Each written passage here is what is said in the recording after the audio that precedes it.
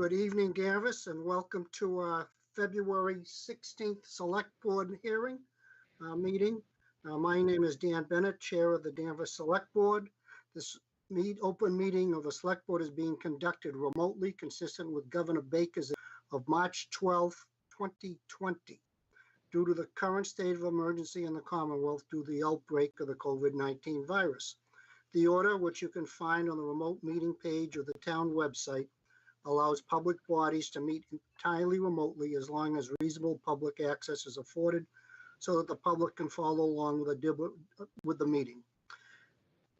For this meeting, we are remotely meeting via Microsoft Teams.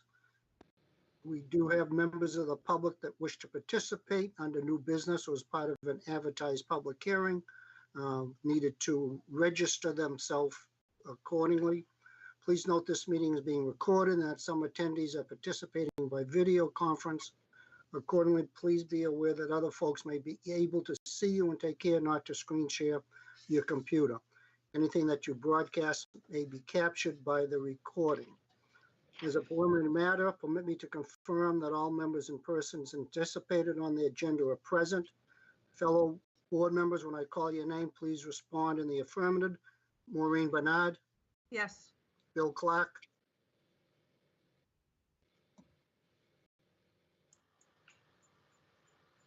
You're on mute, Bill.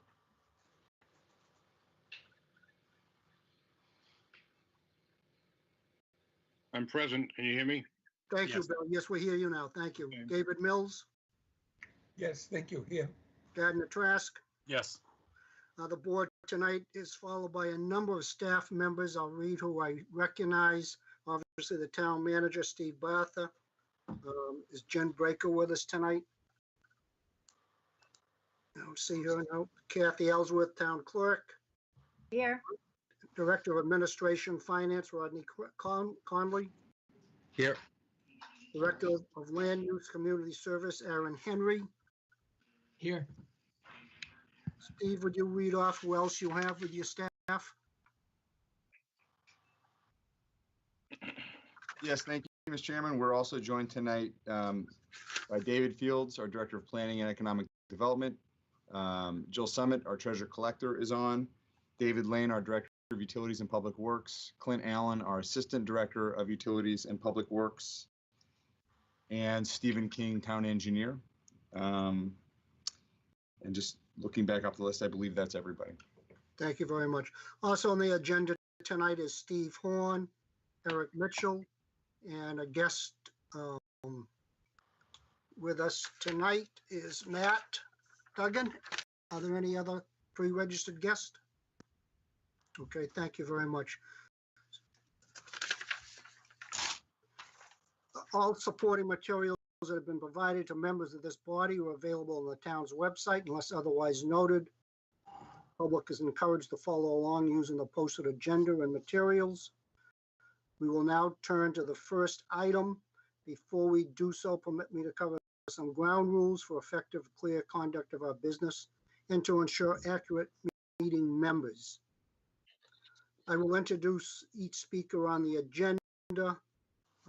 After they include their remarks, the chair will go down the line of members, inviting each by name to provide comment, questions, or motions. Please hold until your name is called. Members wish to engage in dialogue with other members, please do so through the chair. Taking care to identify yourself. And there are no public hearings tonight. These are just presentation and updates from staff. And any vote taken in this meeting will be conducted by roll call vote. And I will please join me in the Pledge of Allegiance. Don't know that we have a flag, but we all know what it looks like. CE. There it is. Thank you. I pledge allegiance to the flag of the United States of America and to the republic for which it stands, One nation. Under Under God, God. indivisible, indivisible, with liberty, with liberty and Justice for all. world. Thank you. Can we have an approval of the minutes of February 2nd, 2021? Mr. Chairman, Selectman Trask moves we approve the minutes Thank as you. presented. Is there a second? Bernard seconds. Bernard, second. Thank you. We'll take a roll call vote. Trask, Yes. Bernard, Yes. Clark, Yes. Mills. Yes. And the chair also.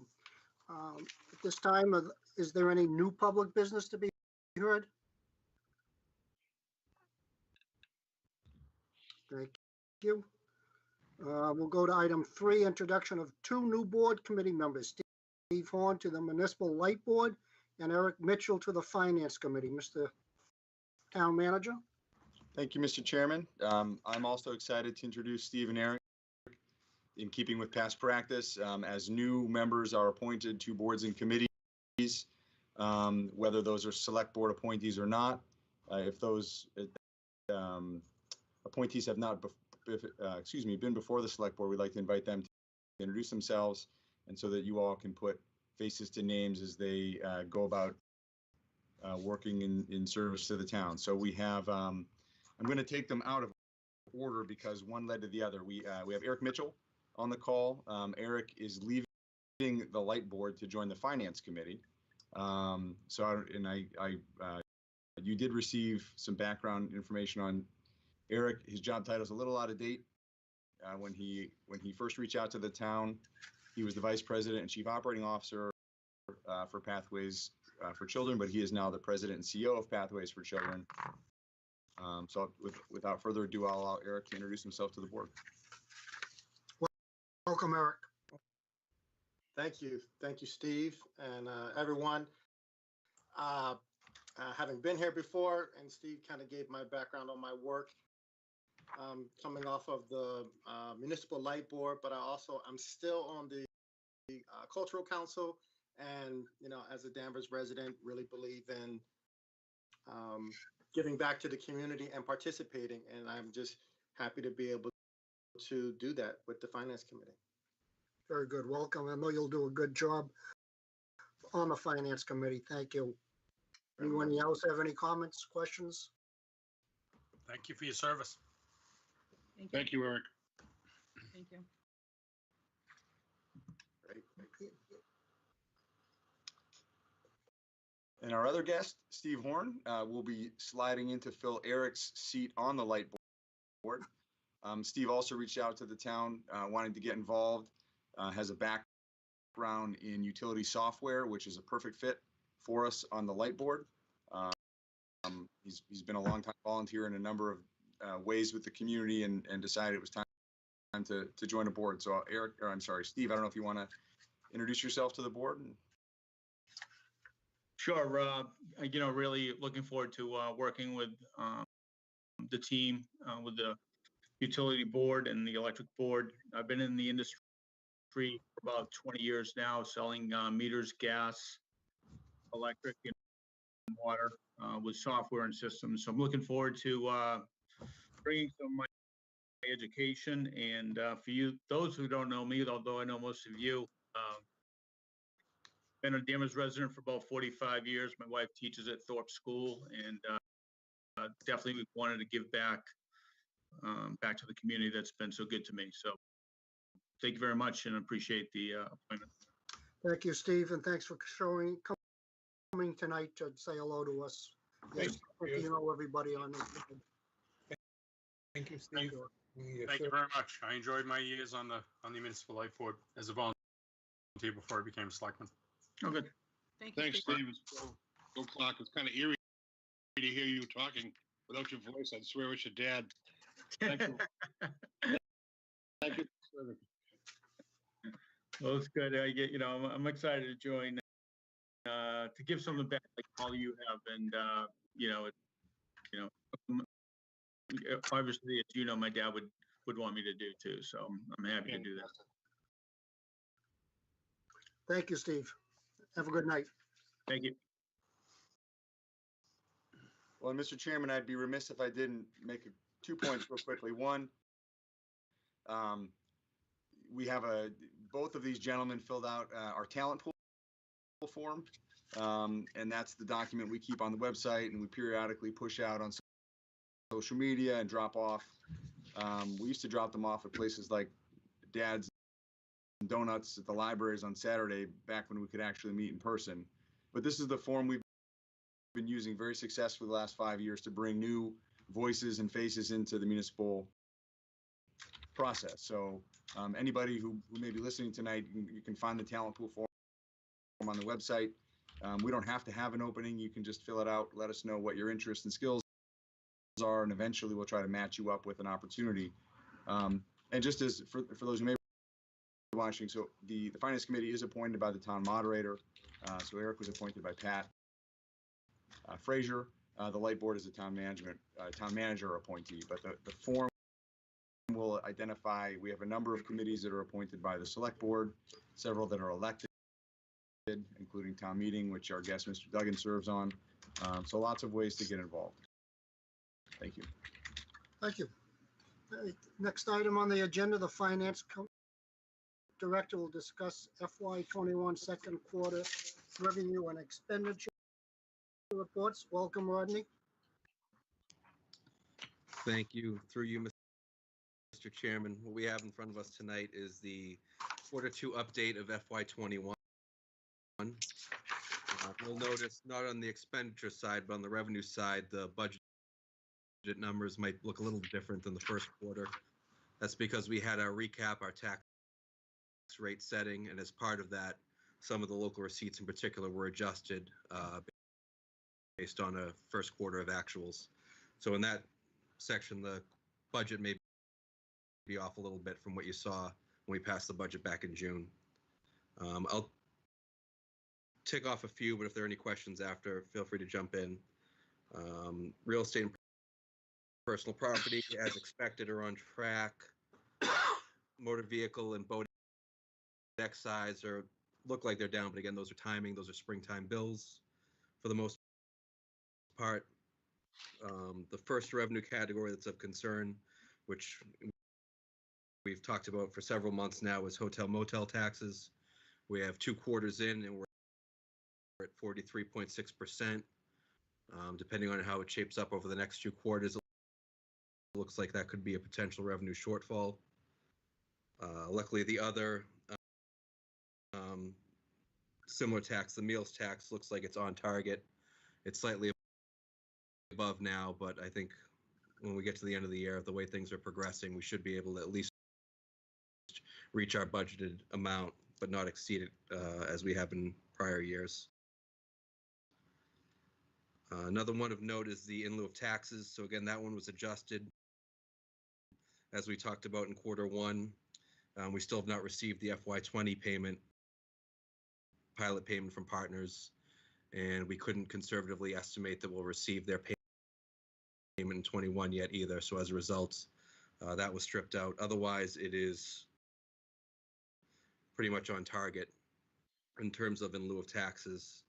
Some of that is just timing related to the electric pilot payment. Also on the revenue side, another one pointing out license and permits. As you can see, we're already at 90%. That's due primarily from building permits, which are already at 611,000 through December 2020. So again, a good sign. I believe that was the last item of note. And the other ones are trending as expected, maybe a little bit behind, but we're expected to meet those targets on some of the other ones. Rodney, before we jump off the revenue, just one, you mentioned a couple times that we're on track. I just want to remind the board, we are on track to hit revised estimates. Yeah. So back in June, when we set the budget, we actually revised those targets below where we had been in recent years. So Meals is on track to hit our revised target, but hotel. That was the question I was going to ask Steve. What was that number before? What did we revise it down from? I forgot to look. Ronnie has that. He'll can see him. He's digging already.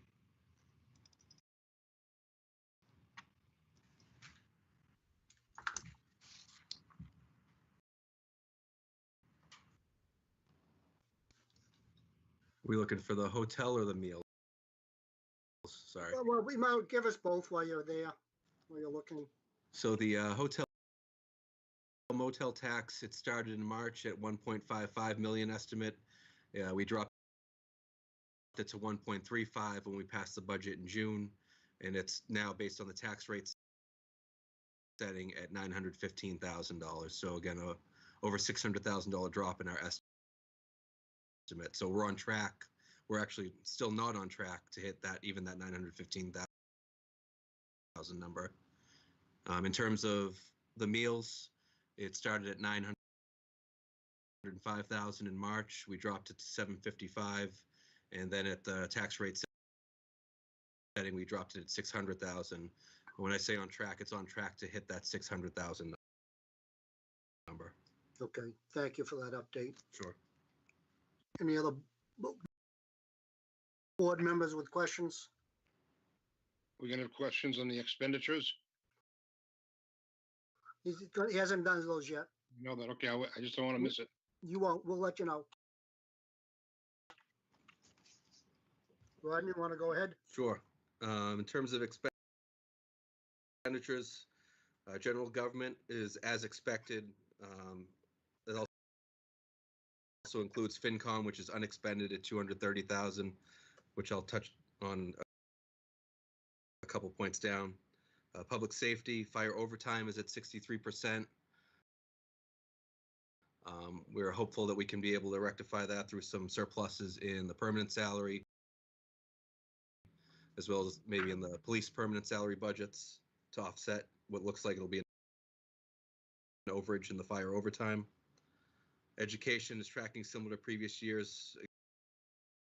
Again, it's more of a timing issue that it's at 39%. Essex Tech, so these are scheduled payments, but it's worth pointing out that the budget passed reflected us moving $105,000 into FinCom reserve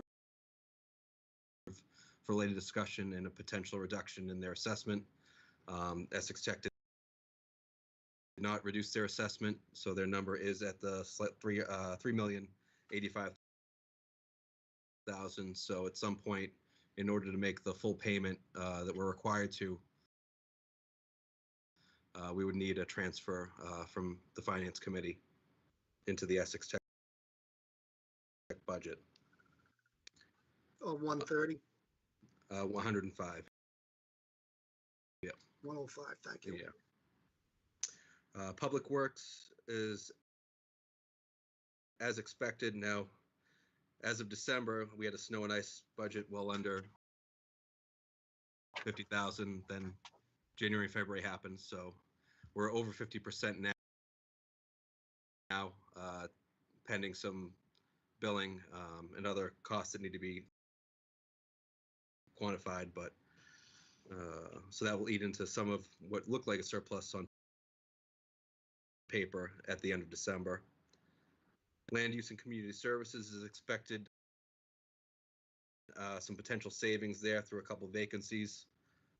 Recreation, library is expected. Our scheduled debt service, our retirements and annual contribution, and employee benefits as expected. Again, that's the timing of certain charges. That's why it's not exactly at 50%. And then our state assessments, that's our cherry sheet assessments. It's also worth noting that some of these expenses may end up being transferred out if they're eligible for COVID funding. So we have two revenue streams for potential reimbursement. One is through FEMA, and the other is through the CARES Act. Myself and Heather Varney, our town accountant, are always scouring for ways that we can get some reimbursement on some of these costs. So I know there are a couple of items in here that should be transferred out to FEMA or CARES Act in the coming months once we, come to an agreement that they'll be accepted for those funding mechanisms.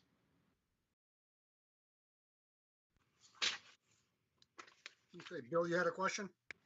I got a couple. One is a question. My question is on general government, that FinCom unexpected $230,000. What is that? So that's unexpended. So we set a budget normally of 125,000 for FinCom. This year Right. it's at 230. We haven't spent any money year to date out of that. I But was just mentioning that that's why it may look that we're only 46% expended versus 50% is due to the fact that we have 230,000 that we haven't touched yet in the FinCom. Why do we add that extra money to their reserve fund?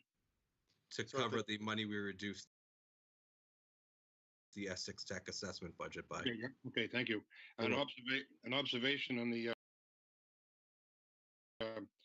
public safety. I wonder if, I know there's a lot of overtime in the fire department due to their COVID-19 impact, but I'm wondering, I mean, several years ago, we cut two positions in the fire department, and it leaves us with two of the squads. When they have very few people out, we have to hire someone in as overtime to cover those sections. And I'm wondering if it might be prudent to look into see whether it might be cheaper to hire back two firefighters so that all the groups have the same number of people on duty, so they can absorb the one or two, the two people who might be out if they're sick, and not have to hire in at overtime. It's just an observation.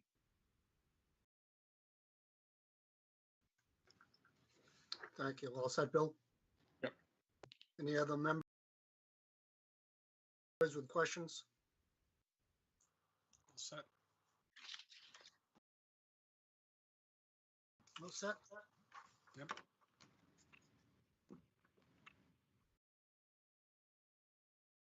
Okay, very good. Thank you, Rodney. Appreciate it.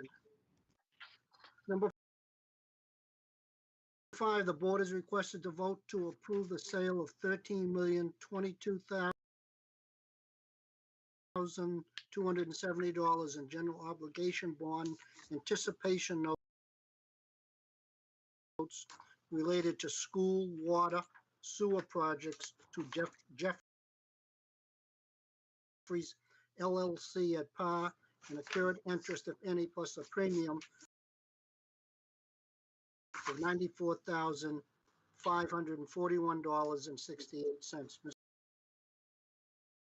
Mr. Town Manager? Thank you, Mr. Chairman. We made Rodney deliver the bad news on the revenue front. I feel it's only fair to let him deliver the good news on the debt issuance front. Thank you.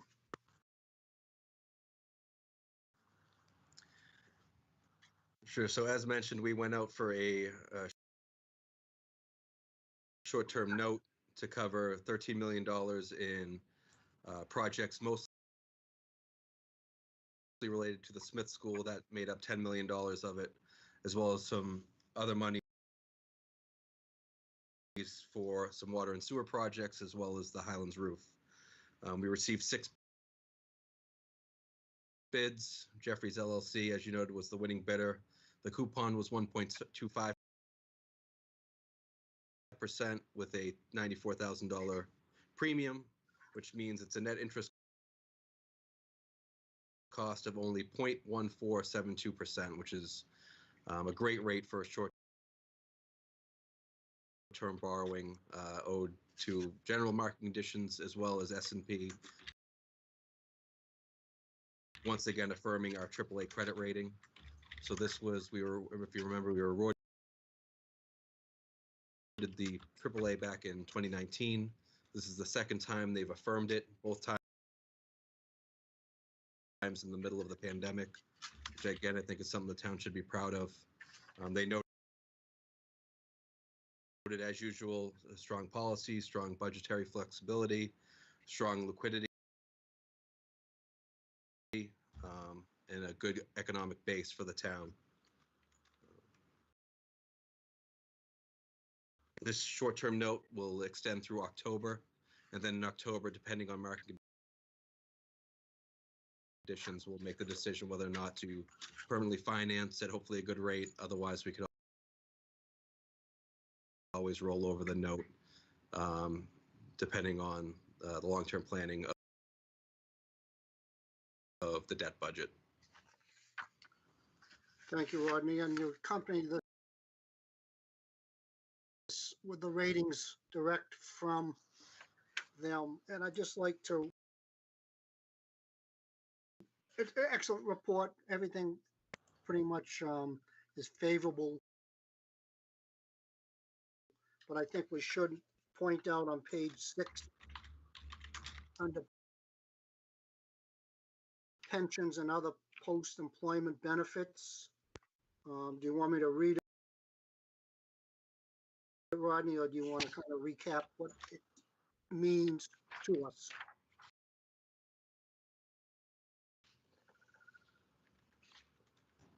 I do not have it in front of me. I apologize. Well, I'll read it. In our opinion, a credit weakness is Danvers' large pension and OPEB obligation, particularly given the pension system and OPEB stress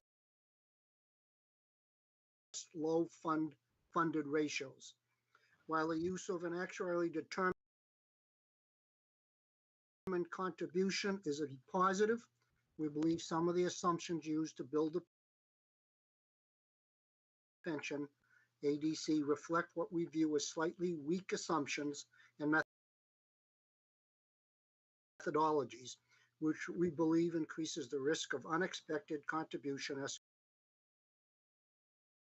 escalations. Notably, the plan did not meet either our static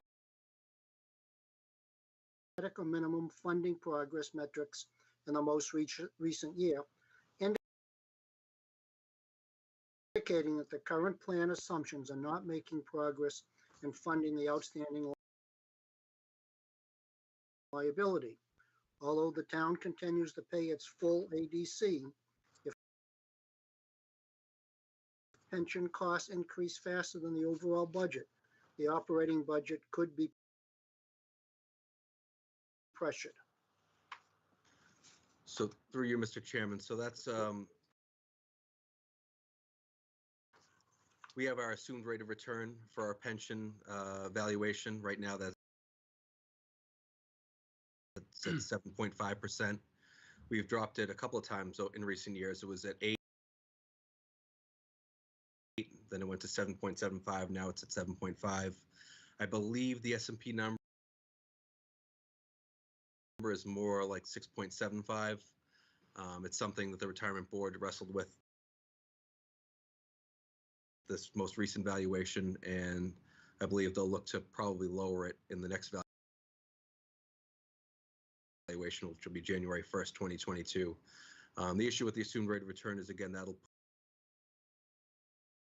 push out some of those where it would drop from an 8% projected increase each year to a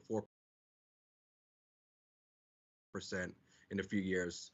That would raise those 4% up to 6 or 8% as well. So again, it's probably a prudent thing to do, but there is an impact on the budget over the next 10 years as well. It's prudent. For years I've been saying we need to reduce it. We have come from 8 to 7.5 in increments, and I look forward to continuing that downward assumption. Any other members have any comments?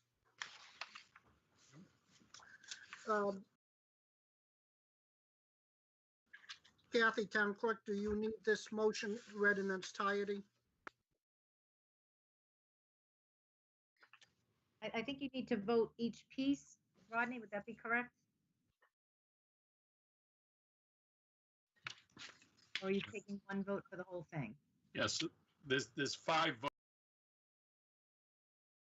votes. Do you need them all at once, or can I read the whole thing? Or can someone make a motion for the whole thing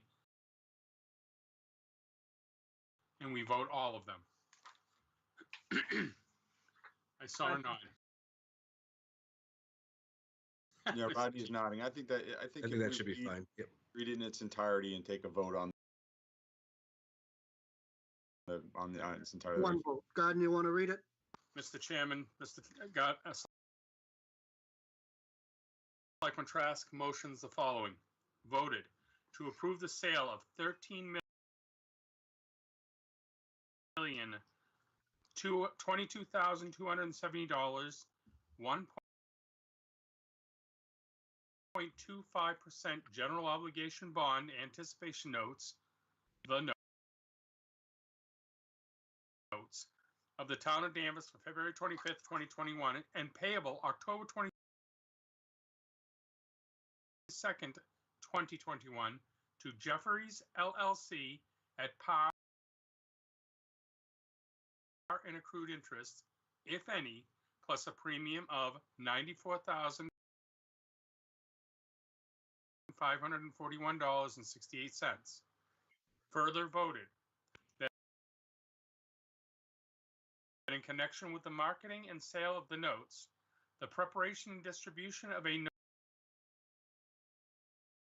notice of sale and preliminary official statement dated January 27th, 2021, and a final official statement dated February 4th, 2021, each in such form as may be approved by the town treasurer, be and hereby are ratified, confirmed, approved, and adopted. Excuse me. Further voted that the town treasurer and the select board be and hereby are authorized to execute and deliver a significant event disclosure undertaking in compliance with SEC Rule 15C2-12 in such form as may be approved by bond counsel to the town, which undertaking shall be incorporated by reference in the notes for the benefit of the holders of the notes from time to time. Further voted that we authorize and direct the town treasurer to establish post-insurance federal tax compliance procedures and continuing disclosure procedures in such forms as the town treasurer and bond counsel deem sufficient, or if such procedures are currently in place, to review and update said procedures in order to monitor and maintain a tax-exempt status of the notes and to comply with the relevant securities laws. Further voted that each member of the select board and the town clerk and the town treasurer be and hereby are authorized to take any and all such actions and execute and deliver such certificates, receipts, or other documents as may be determined by them or any of them to be necessary or convenient to carry into effect the provisions of the foregoing votes. Clark, I second it. Thank you. All in favor, I'll take a roll call vote. Bernard,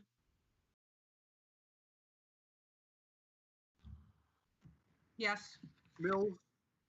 Yeah. Clark, Yes, Trask, Yes. and the chair also approves.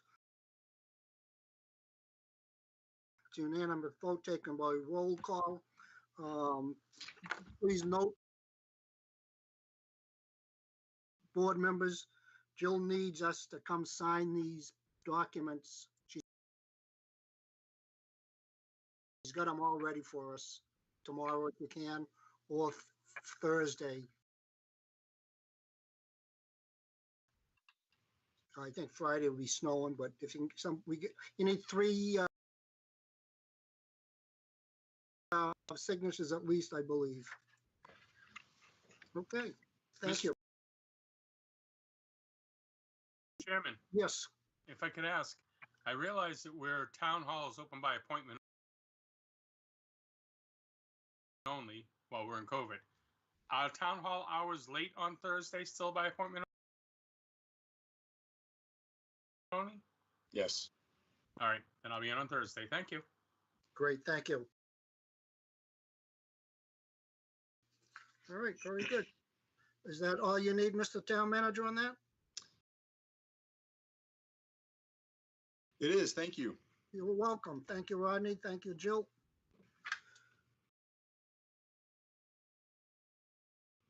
The board will hear an update from the Director of Planning and Economic Development. Mr. Town Manager? Thank you, Mr. Chairman. David Fields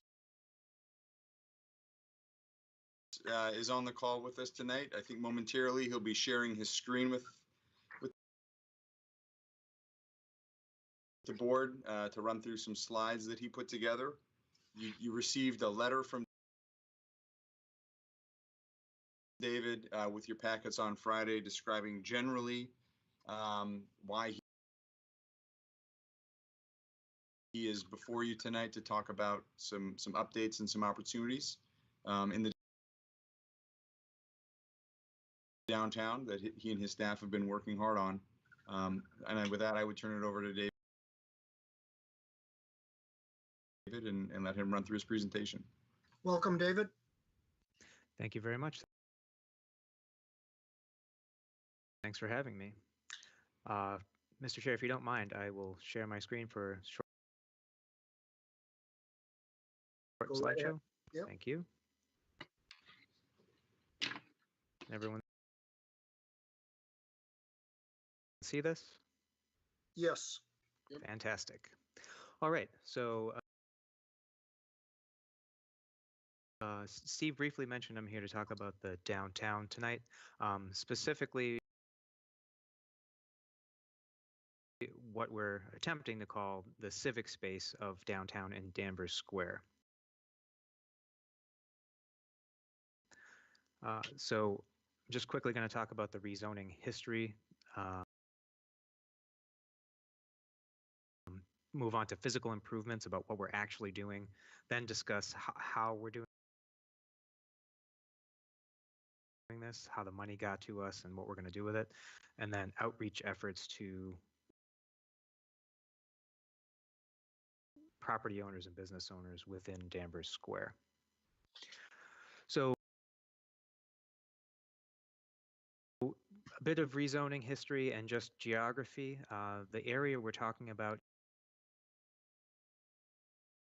is right at the corner of Maple Street and Conant Street. It is, I think, currently known as the CVS Plaza, or that's how I refer to it commonly. This area was identified as part of the rezoning that passed in February 2020. I think even going as far back as the 40R district up on North Maple. However, it was identified by our consultant and through planning efforts to become more of a civic space or a park or more public oriented in some fashion. So with that, we thought we could build upon this with a few opportunities offered up by the state. I will move along to show you what we're discussing. So physical improvements we are envisioning for this area really include outdoor seating, which could be used for simply relaxing our social gathering, outdoor dining from any of the many restaurants in downtown. Folks could take food and go over there and recreate in their socially appropriate groups as they see fit. And We were hoping to even allow some evening activity with some lighting. Now, that doesn't mean we're necessarily doing anything, but it would be nice as the weather gets a little warmer and it gets light out a little later for there to be a little bit more activity downtown past, wintertime hours of 5:30 to 6 p.m. We're also adding some bicycle parking for any folks coming off of the rail trail. It's a quick shot right down to walk your bike down either the sidewalk or go down the road to park. And then additionally, some activity or games space, which is the large green area you see on your screen. So obviously all of this will have to comply with all necessary social distancing regulations as set forth by the state and the Board of Health. The way we have this laid out, we should be able to comply quite easily. It's really just a chance for folks to gather. Been stuck indoors for quite a long time, especially due to COVID, and it'd be nice to see some smiling faces, even though they're behind some masks.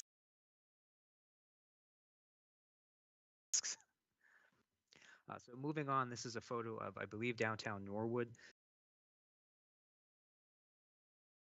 Similar to what we're talking about. So as you can see, quite distanced, but just enough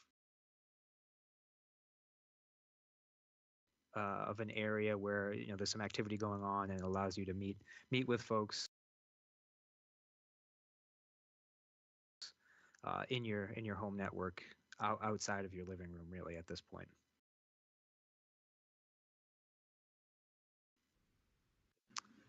In addition to that, directly across the street from that plaza, we have received funding to purchase and deploy a small, what is known as a parklet. It's really just a platform that's ADA compliant with the curbing that it's next to. This parklet's fairly small. It's about 9 to 10 feet by 13 and a half, so it would only really take up one parking space. This would be directly outside of the Kathmandu coffee shop, which will allow any patrons of any restaurants to move from the sidewalk onto this parklet area for some outdoor seating. Again, we have some bicycle parking there and a barrier for folks parking automobiles.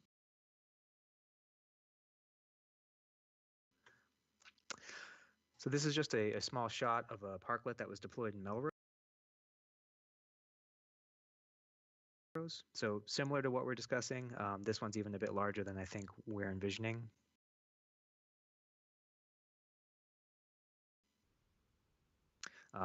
Just another photo of activities taking place on parklets.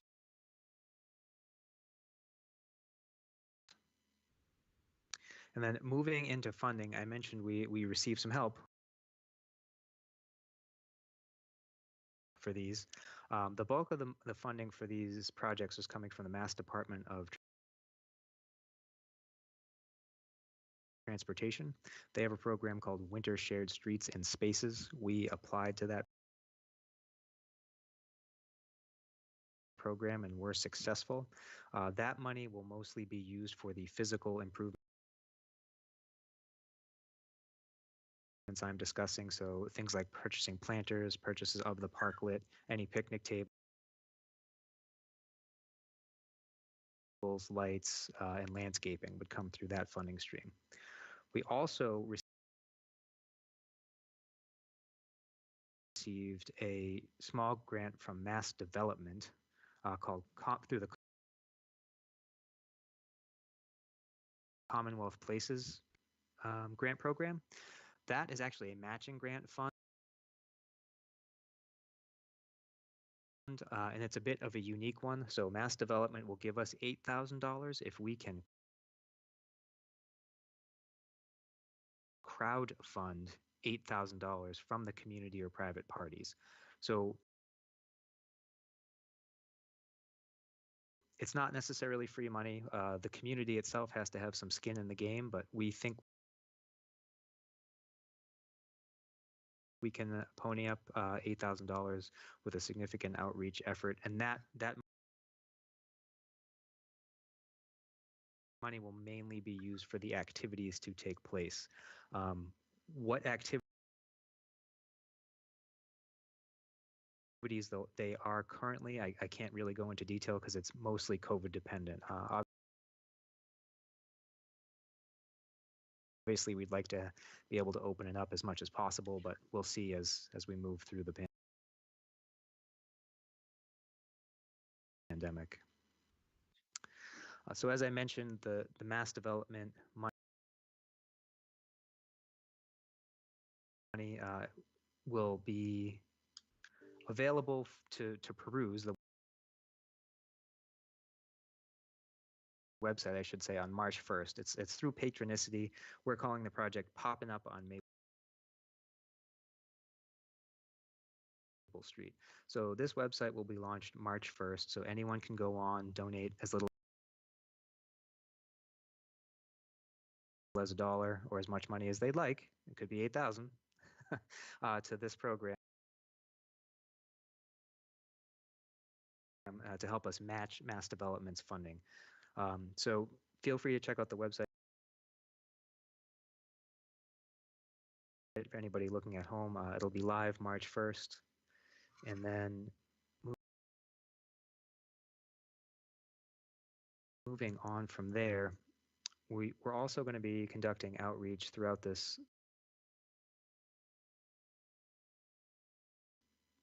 spring, I guess you'd say. Aaron Henry from our department has reached out to some local businesses directly impacted right in the plaza. We'll be doing a larger outreach effort to property owners and business owners throughout the square.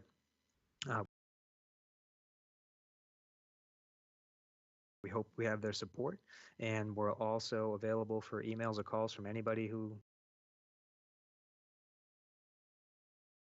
is interested at all. So with that, David, read that bottom sentence. You may want to make a correction before you put it out in the public.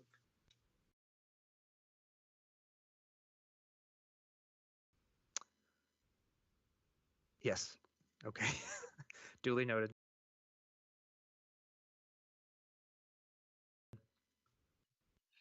Thanks very much.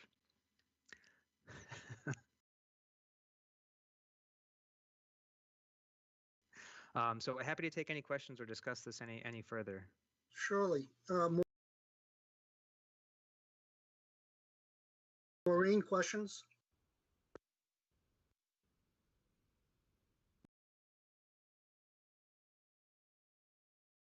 I think it's wonderful. I've had some property owners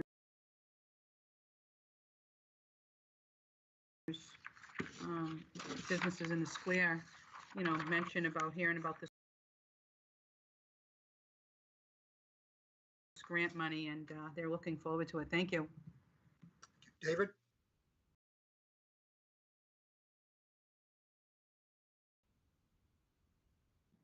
An excellent job of planning by especially David, but also the planning department. Sounds very exciting. Wish there were more space, but I think it looks like using excellent use of the space that we have.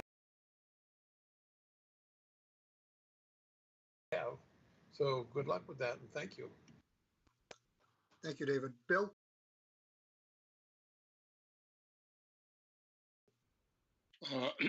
I've been talking to at least two of the owners downtown.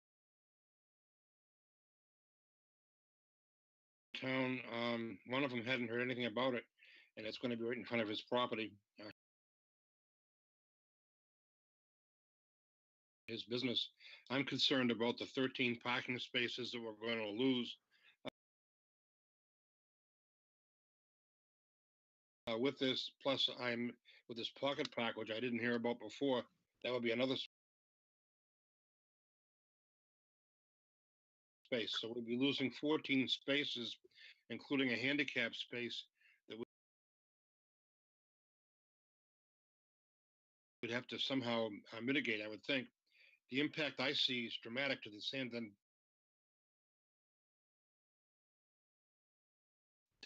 Bank because they own their only entrances from Maple Street at this parking lot. They do not have a back entrance like Panini and CVS does and couldn't take advantage of the parking that they own behind their businesses. I think it's a great idea, but I just hope that we can make some kind of mitigation to help the parking situation, because as you probably remember, when we had the square redone, probably 20 years ago now, we had to fight with the state to get those extra 5 spaces on Maple Street at the south side of this little parklet, so that we'd have enough parking downtown. These spaces are pretty active, and I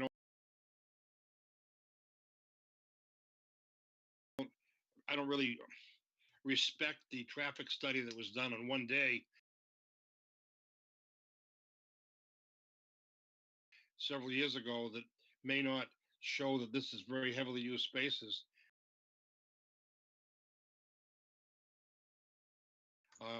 I think we could finally really find out how well these spaces are used right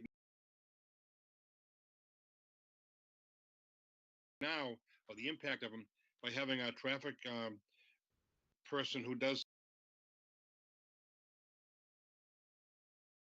the monitoring of parking spaces do an inventory every time she goes through that. I think she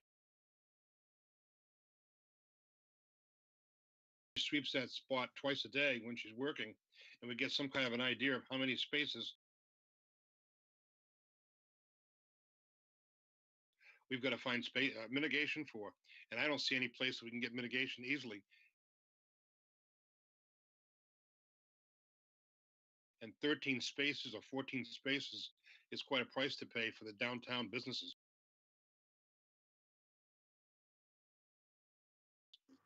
Thank you. Thank you, Bill Gardner. Sure, I got a couple of thoughts. One, to build off of Selectman Clark's comment, how are we going to respond to the people who have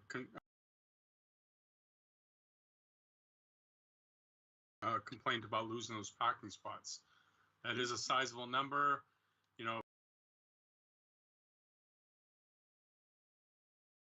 people are used to being able to, and I realize it's not a great answer, but people being used to being able to park right in front of the buildings, the stores they want to go into it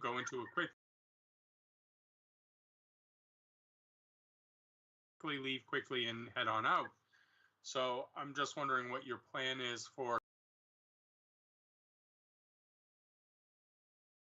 communicating and handling the inevitable complaints. No matter how grand an idea is, no matter how beneficial we all think it is, you are going to get some feedback, and I'm wondering how you're planning on handling that feedback.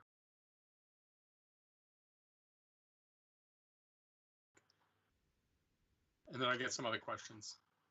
Go ahead.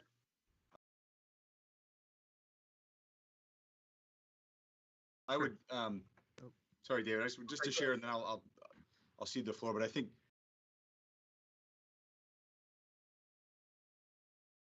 I asked David to come before the board tonight to share this before we started moving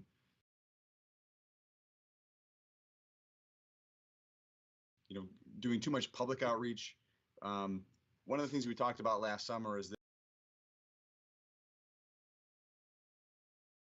that the pandemic has given us a chance to do a little experimentation with some of our regulations.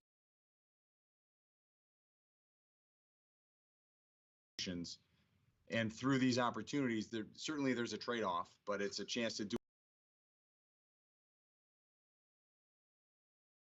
it. These are temporary concepts that give us a chance to sort of see in real life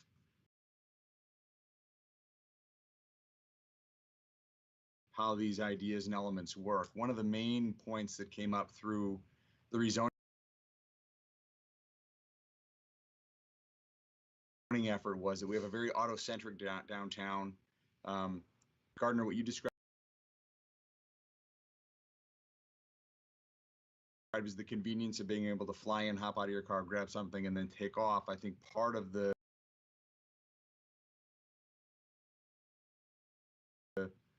effort that the planning department, the consultant, and ultimately town meeting approved was to try to shift that balance a little bit to more of a downtown as a place people might go and stay. And so I think, not to diminish the loss of the spaces, because that is a real consideration. We know we have a lot of parking in a lot of places, but we get a chance now to kind of see how civic space would live and breathe in the downtown for a short period of time, and we'll learn lessons from that and be able to do future planning based on that. David, sorry to jump in. I just wanted to add my 2 cents. No, thank you. That was very well said. I will note that we are taking this matter to the Traffic Advisory Committee later this month to discuss, and also as part of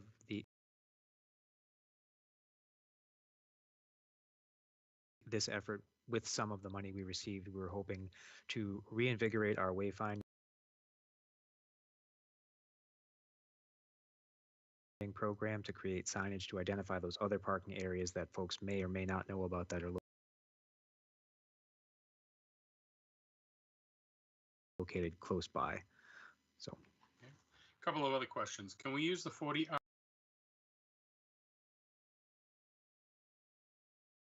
any of the 40R money as part of the crowdfunding? You said we have to have skin in the game. We've got money from 40R, and some of it's specifically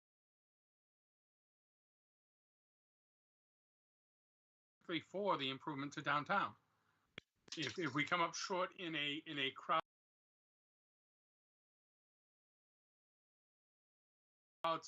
crowdsourced, crowdfunded amount, can some of those fundings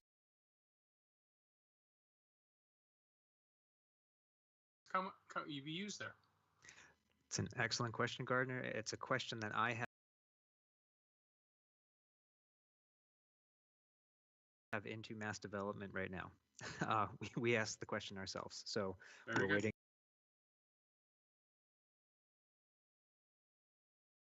We're waiting to hear from them.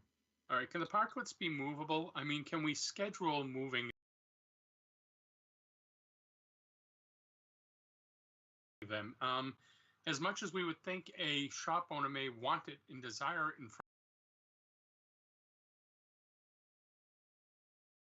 front of their shop, it may also not be. We may be anticipating the benefits they won't realize. And I know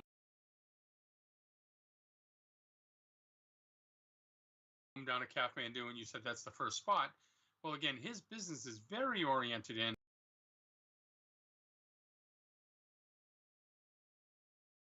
coming in, getting something, going back out. It's in the morning. It's a quick turnover kind of thing. I'm just one, and I can also anticipate other restaurant owners saying,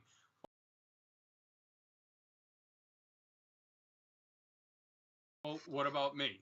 And so can we come up with a, can we make it so that it's designed it so it's movable and change locations every 6 weeks?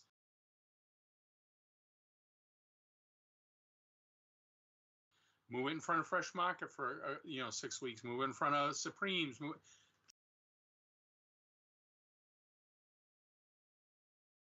Just shuffle it along so all the businesses can realize a little bit of the benefit,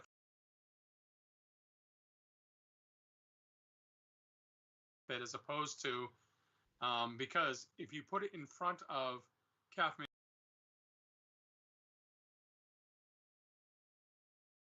Do, they usually have tables there. What's it going to do to that traffic flow?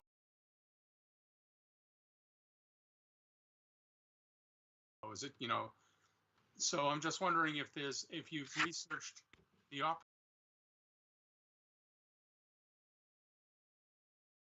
opportunity to benefit multiple businesses by making it a portable thing.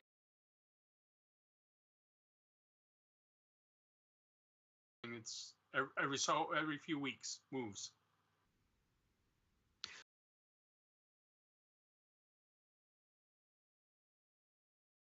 So to answer that, they are movable. I wouldn't say they're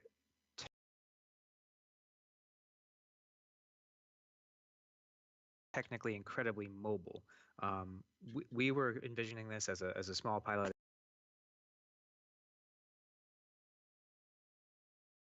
As we said, to see whether the community likes it, hates it, uses it, doesn't use it,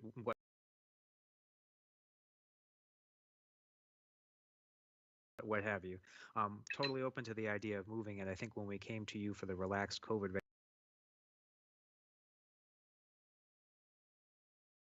regulations, we had identified a few other spots that could be used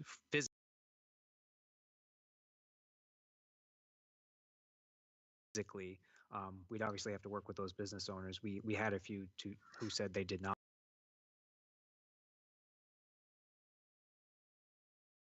want it. So we'll have to reach out to them again and see what they say. Okay.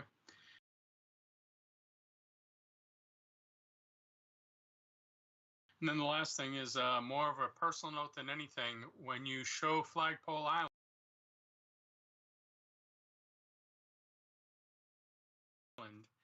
the first shot you showed had everything inside the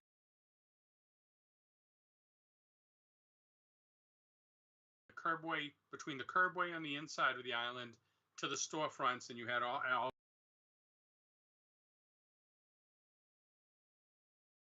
the green space and tables there. That island was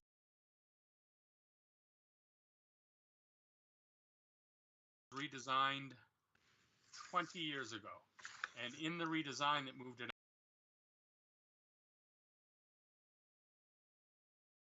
out of the center of town to where it is now. Martha Swindell and I ran a pretty successful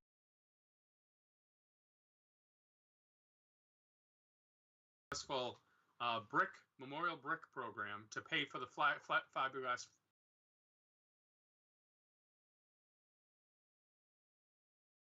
flagpole. Those bricks in the area were sold as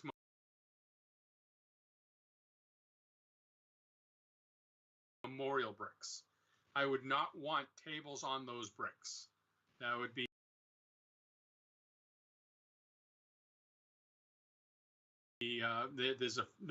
if you're standing at the flagpole, the first field is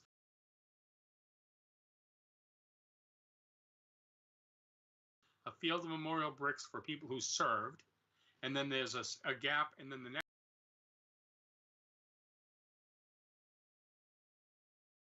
field is for other memorial bricks that people in the town purchased for family members for other reasons.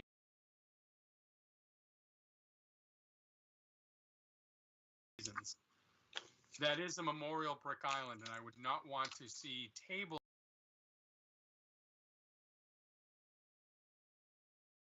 on there as a general rule. As a matter of fact,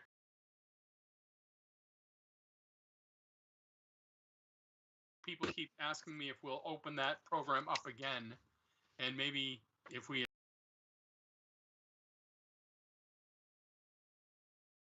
had time, that could have been a new crowd sourcing or crowdfunding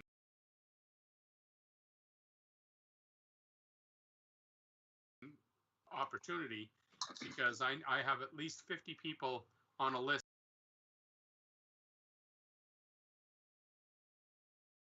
that would love to get a brick now, and I'm sure if you opened it up, I could easily get 200 or 300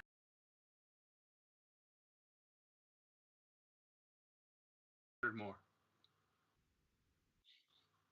All right, well, thank you.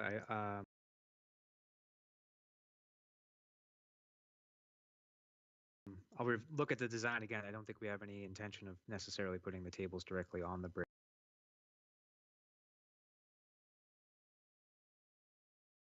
We're trying to keep it in the asphalt area, but Okay, the last, so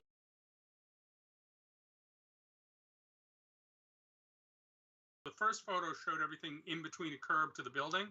Mhm. This last photo you showed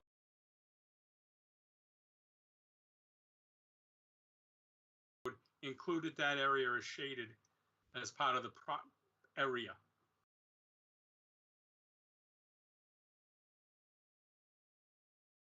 And so I just want to make sure that okay. people who haven't been here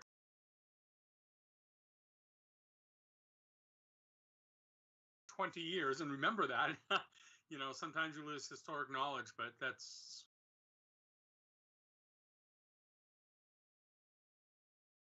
specifically what it was built for. Sure. Yep, we can.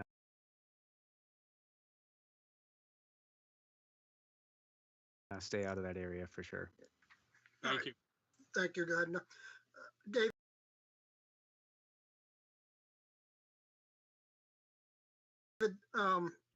it is town-owned space down there now. It is probably a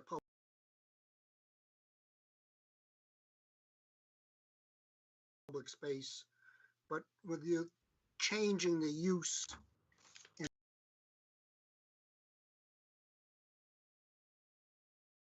more people will use in that area, will political sign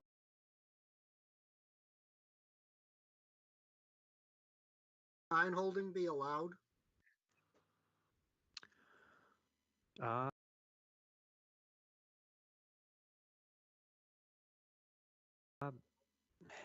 Honestly, haven't thought about it.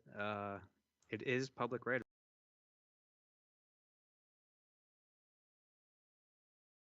way, as you point out. So I don't know that it would be any different than any other public right of way where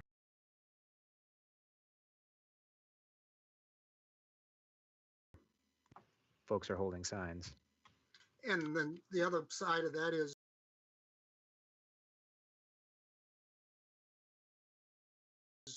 do people want to be down there relaxing and having people holding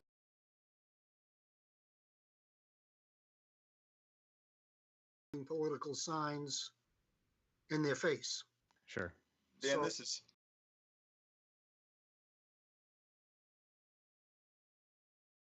Yeah. civic space that feels pretty civically oriented. I think with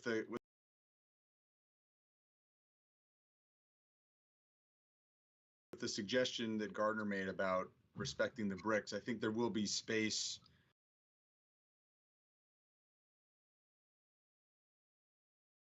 this wouldn't be something that would be right up to the edge of the curb. So I think there'd be a way to accommodate all current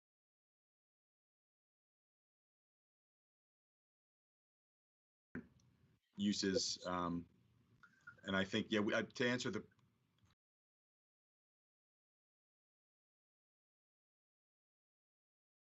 question for David, we wouldn't be prohibiting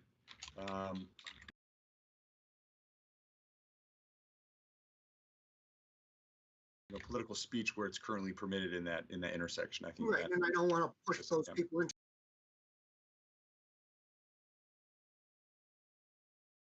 the street itself. Yep. Yep. So when you get to that point and you're designing it,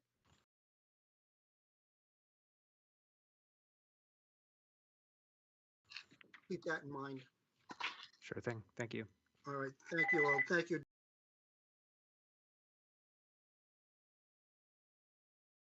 David, for the presentation. I look forward to further information.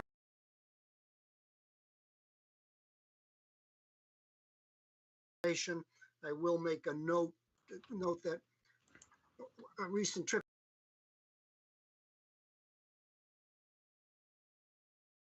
to Portsmouth, New Hampshire, along the restaurants, there are little sections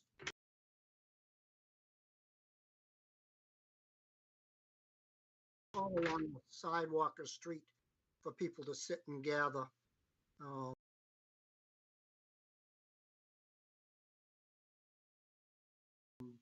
Many of the restaurants and storefronts took advantage of it. I don't suggest we shut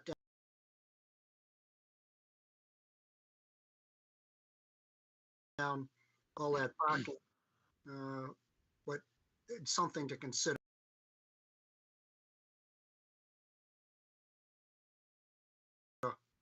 That it does draw people to visit. Yeah, Mr.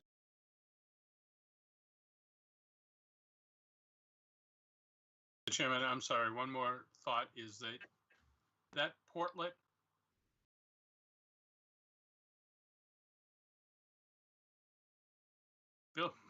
Bill and I, being farm related, know that those kind of decks can easily be built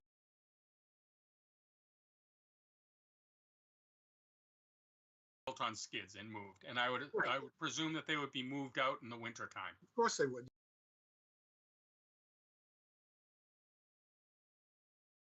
Yeah, I would think so. Thank you. A question, because you know what they say when you assume.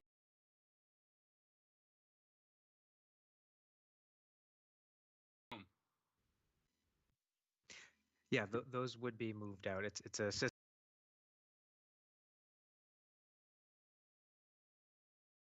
system of piles that it's on to maintain ADA compliance with the crown of the road. We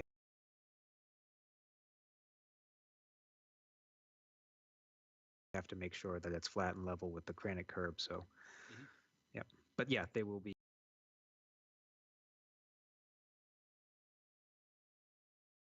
Moved out of there well before any snowfalls. Mr.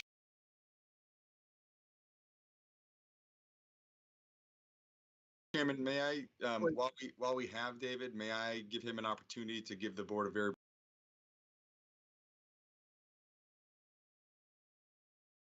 brief update on the recently passed Housing Choice Act? Please. David, not to put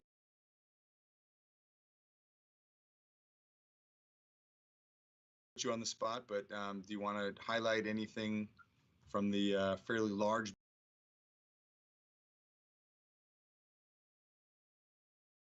bill that still has no regulations associated with it for the board? Oh, sure.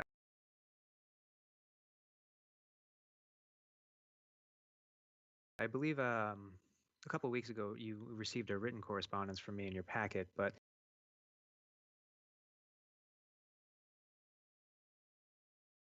we have only a small update from DHCD since that point.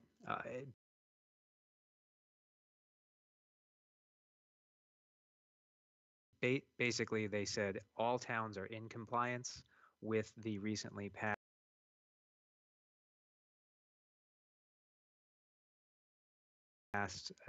for lack of a better word, called it multifamily inclusionary provision.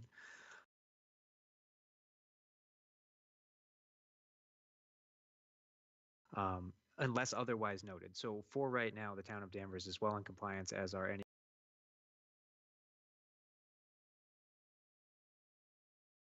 other communities in the Commonwealth.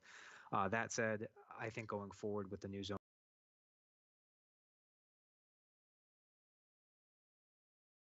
and we pass downtown, we will maintain compliance regardless of what DHCD comes out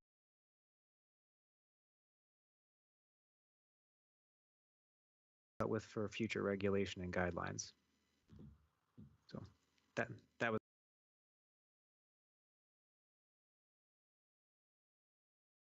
my takeaway on the overall, the large part of it, the part that anyone seems to care about in the news.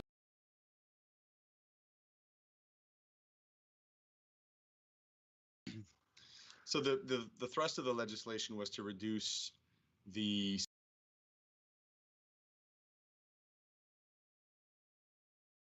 city council or town meeting thresholds required to make certain zoning changes.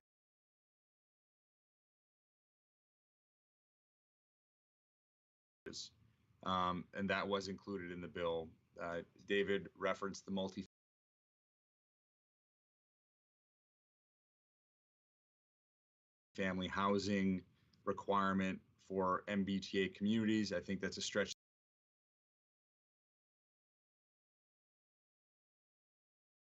The definition to describe Danvers as a MBTA community, but we were included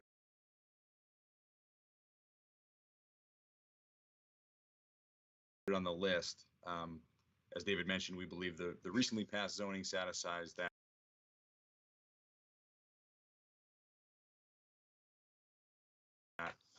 There were some other elements within that bill related to things like EFLAs.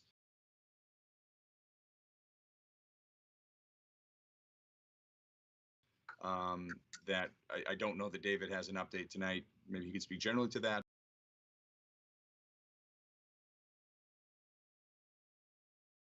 But certainly we're awaiting some regulations out of DHCD to give us the detail on some of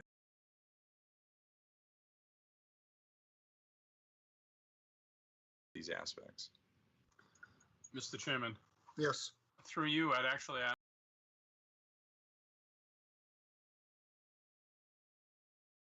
ask Aaron Henry if David can join us at an upcoming Danvers Photo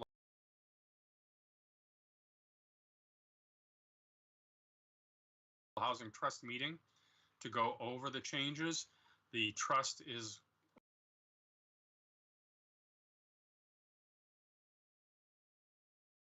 has a direction to discuss with the planning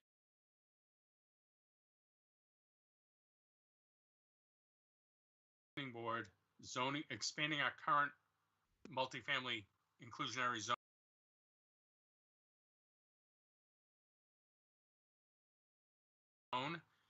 which is very tight and restricted, as it were, to broaden it.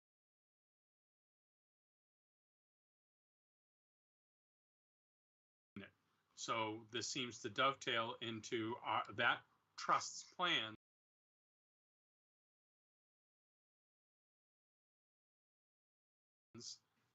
to benefit from the Housing Choice Act details.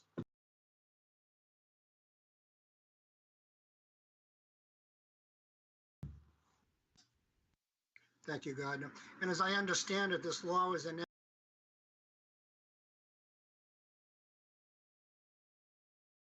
enacted immediately. It doesn't have to wait 90 days. So anything that can be done can be discussed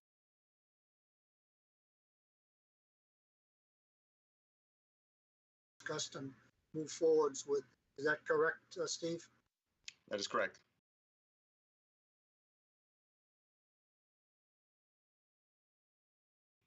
Very good.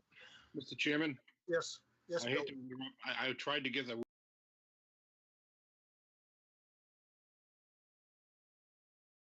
word in before they started talking about this. Could I go back to that park for a second?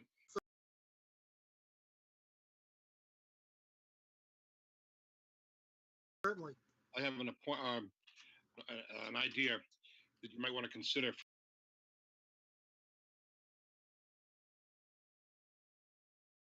the planning of that park.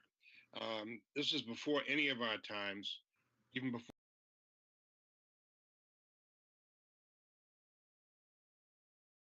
my time or David's time, David Mills, that is.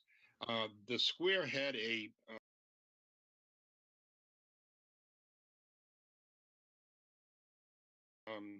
circular horse watering facility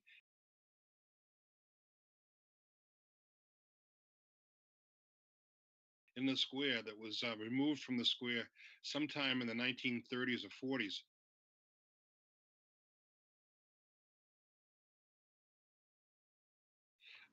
Whereby you had a circular raised item where the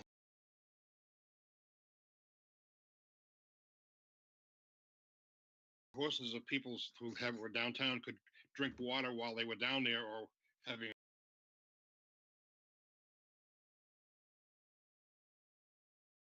a rest. That was given or loaned to the Daughters of the American Revolution.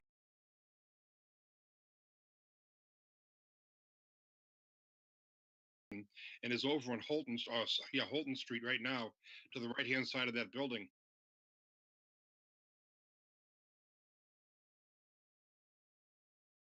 And it might be something you might want to consider to have kind of a unique historical artifact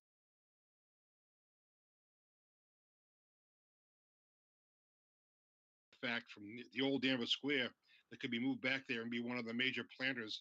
It would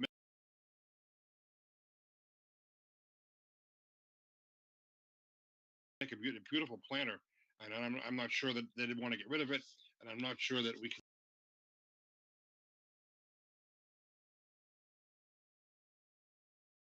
accommodate it in these plans, but it's something from a historic standpoint that I think we got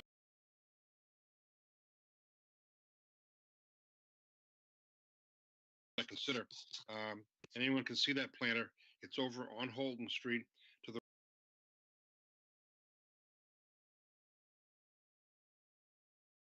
right of the Samuel Holton House. Thank you, Bill. It's good to know.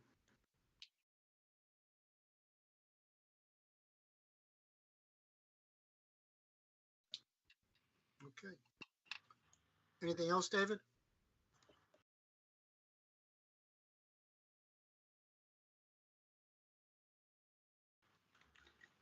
That's it for me. That's it for you? Okay, all set, Mr. Manager?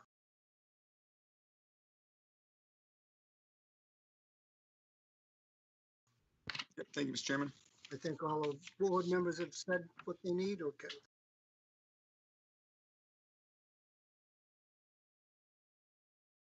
Thank you. The board will hear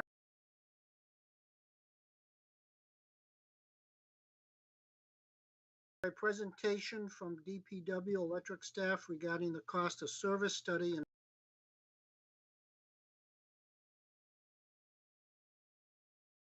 an update on the meter replacement program. Mr. Town Manager?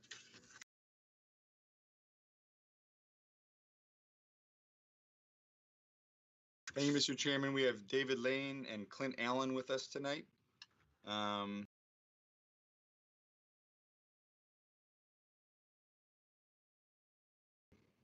And you received a memo on Friday from Mr. Allen describing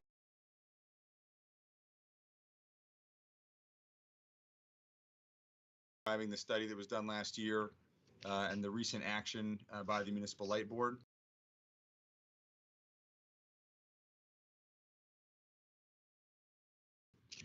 So we invited David and Clint to provide a kind of an overview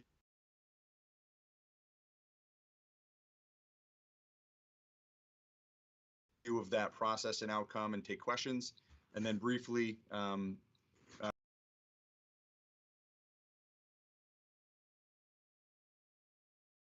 provide an update on the meter replacement program that we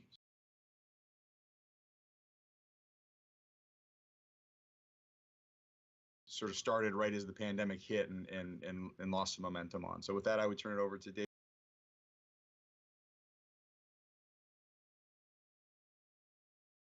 or Clint. Thank you, Steve. What we thought is we could have the electric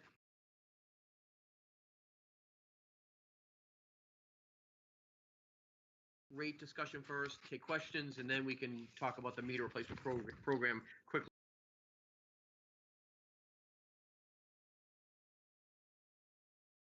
After that, if that's all right. It's all right with me. Thank you, Dan.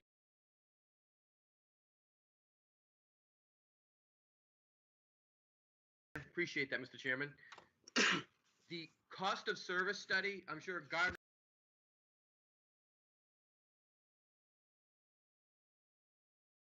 remembers doing them. It's a standard auditing report that we do every few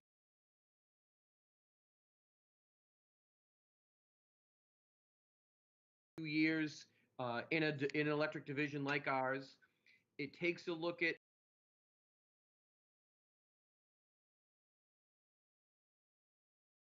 the two pieces of the rate, both the operational part of the rate and the fuel charge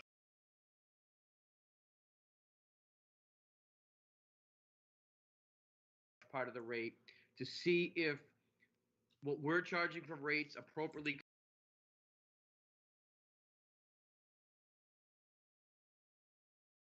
covers the costs of what those pieces cost. At this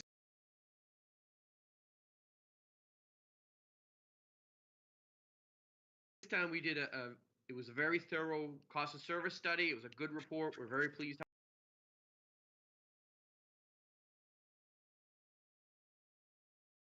how it came out, but it had good news and bad news. On the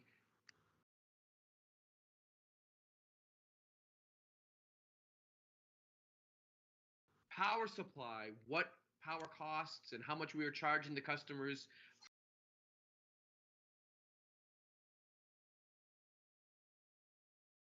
for power cost, that we were doing very well. We were even able to lower that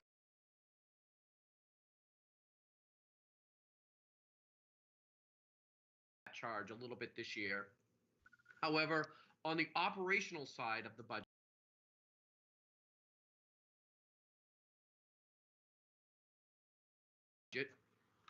on the electric rates that we need to raise to cover all the costs of running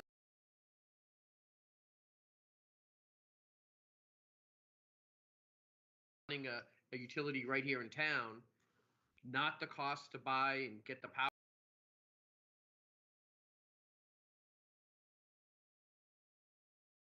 here to town, those costs, we were below what we need to, what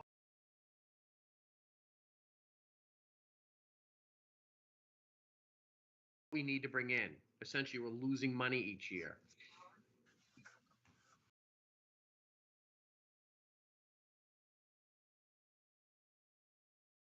This is primarily due to the fact that over the last, I believe it's 4 years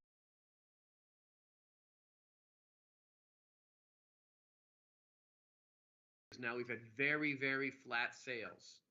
We're not seeing an increase each year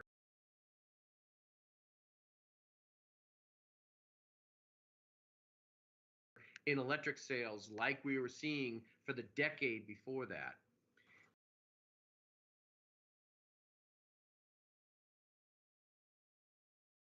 Because sales are flat and we have normal operational costs that increase each year, the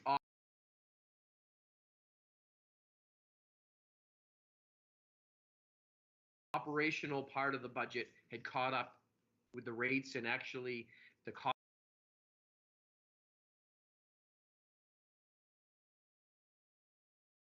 had exceeded what we were bringing in on the rate side on operational.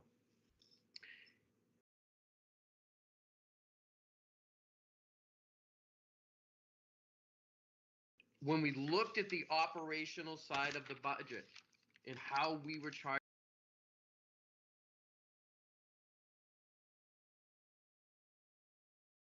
our customers for that, we studied the industry standard and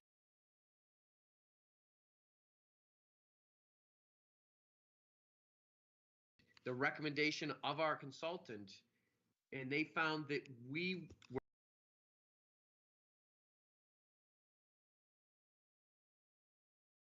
were not using any type of a customer charge, which is a fixed fee a customer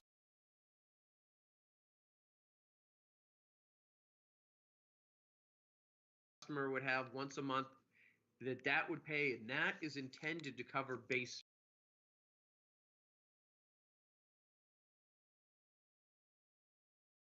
services such as meter reading, billing, all those things that never go away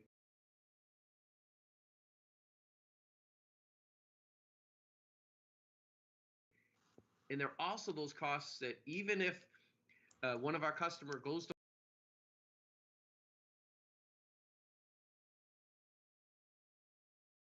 Florida for the year, doesn't use electricity, it still costs us money to have the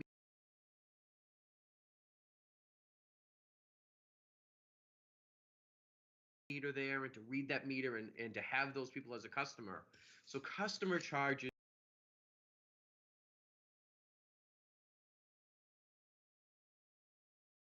are what has been, or so a customer charge is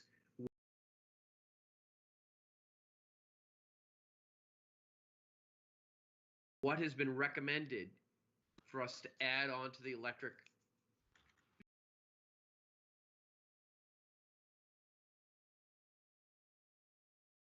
bill and use those charges to offset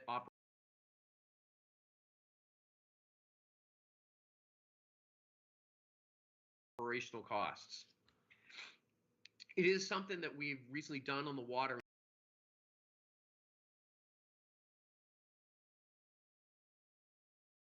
and sewer side.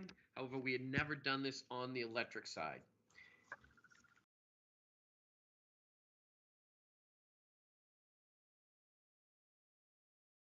The good news is it was recommended to institute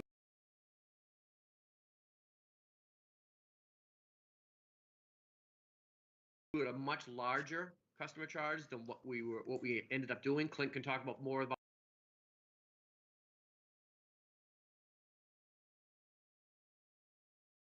that in a second. However, we felt it was important to implement a customer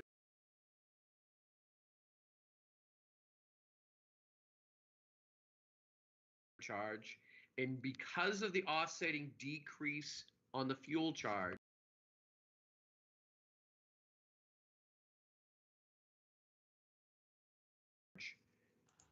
we're able to, for customers with a usage of about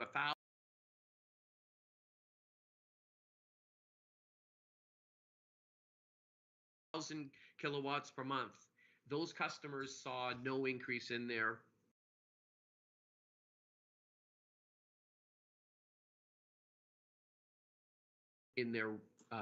monthly bill for the year. So it was a good time. We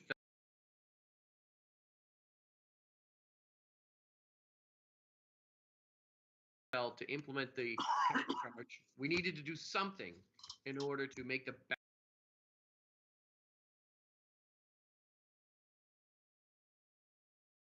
balance the budget. And so that's what we did right now. Clint, could you take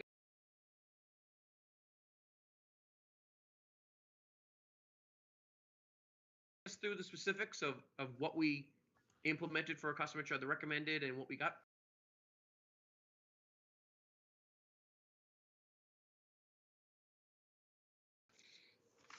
Sure. Thank you, Dave. Mr. Chairman, Clint Allen.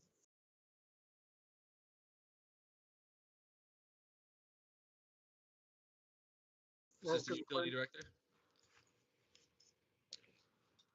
So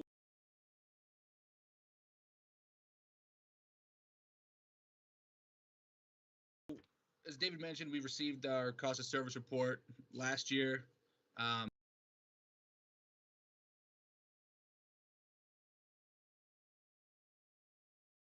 One of the first, key metrics they kind of went through was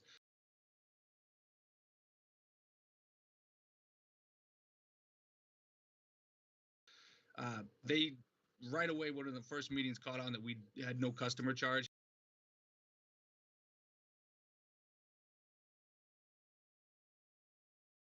Here in Danvers, it's, as David said, it's a utility, pretty standard utility practice.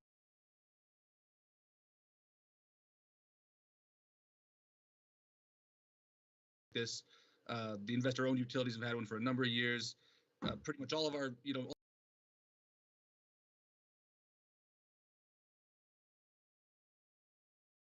all of our neighboring light plants also have a customer charge to is exactly how David explained.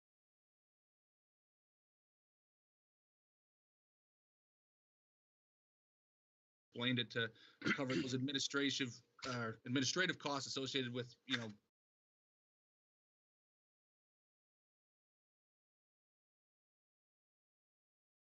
hosting a meter account regardless of how much revenue we can bring in from kilowatt hour sales.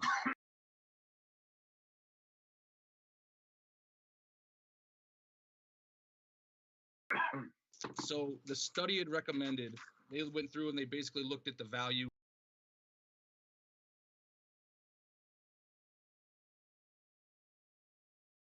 of the electric system, and essentially, out of our 11,000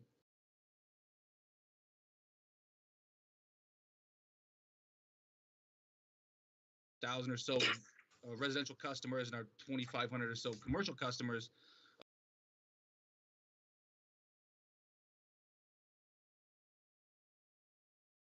what portion of our system they're really using, and what portion of that system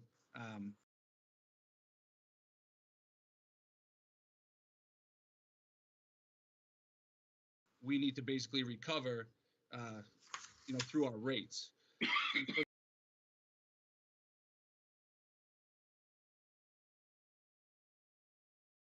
The administrative side, the original recommendation was for the residential class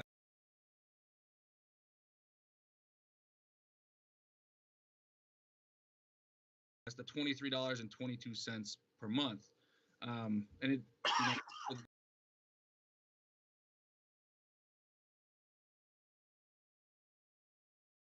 the small general, medium general, and large general.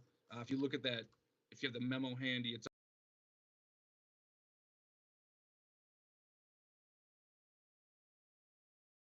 on the bottom of the first page, the table, the summary table there. So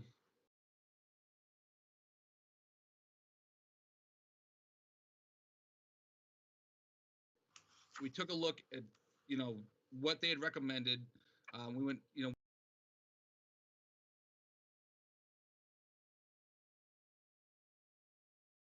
with conversations with the municipal light board, we really thought that if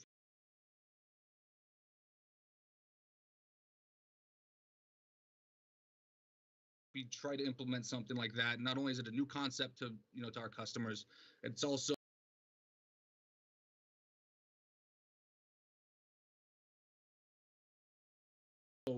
it's a pretty it could cause a little bit of rate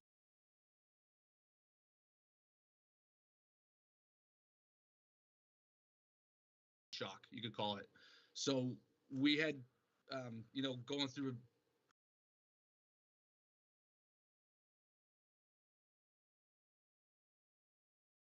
a number of months, we decided that we would implement for 2021 to go in with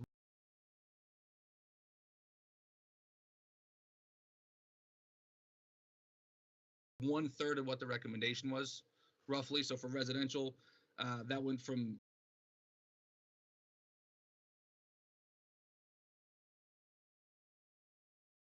essentially no charge up to $7.50 per month.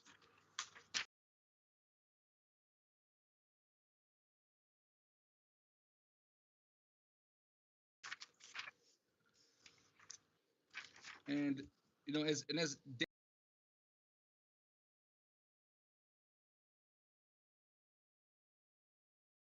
David had explained it, it's an interesting concept because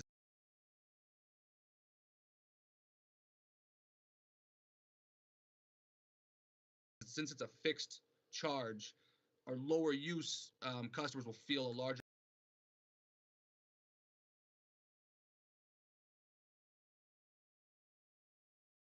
percentage impact to their their monthly bill, whereas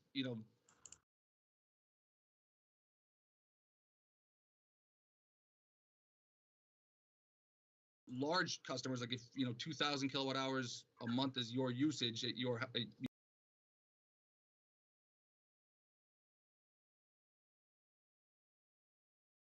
your home, you will actually see a potential decrease in your bill in 2021.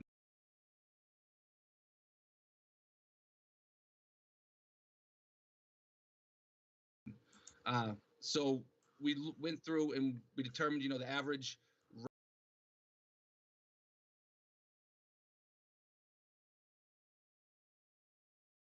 residential R1 bill uses about 750 kilowatt hours a month.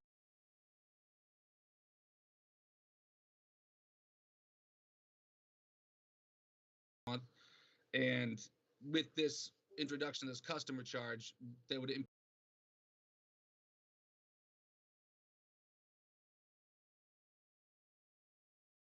them, 2 to 3%, on average throughout the year.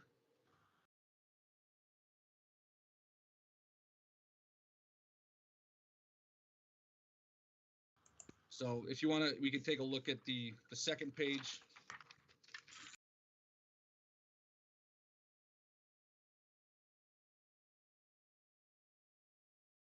Excuse me, the third page of the memo, that top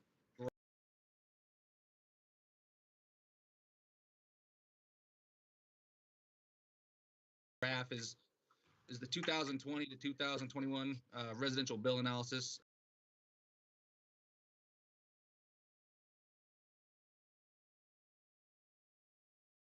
It essentially looks at what, took an example bill from 2020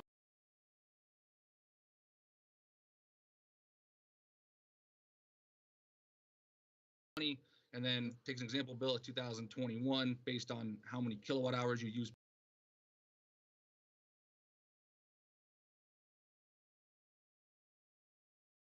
per month, and you can kind of see how those settle out.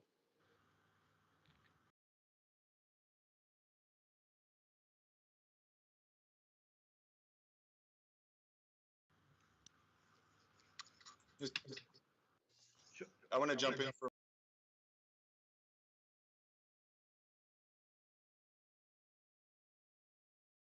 a minute if Clint is done. I don't want to cut Clint off if he's not Hey, done. Steve, one more quick thing, just and then you can jump in.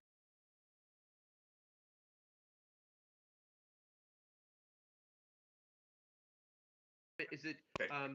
Clint picked up on it, and I just want to be clear with the board.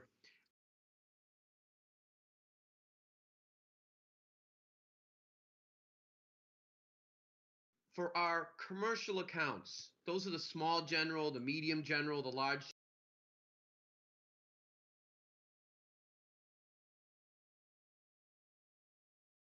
general.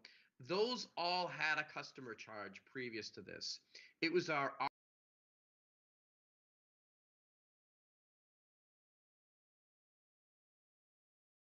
R1 residential that did not have any customer charge.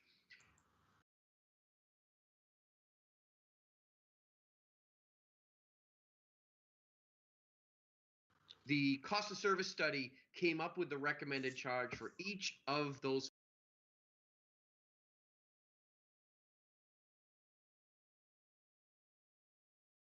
four categories.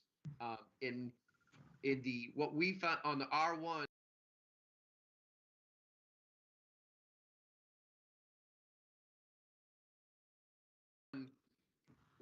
when we chose what to have for customer charge, we did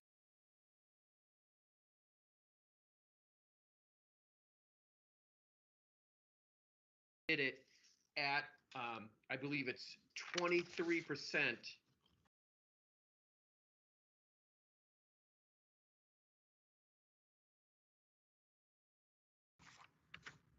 If I get that right, Clint, 23% of what the consultant recommended.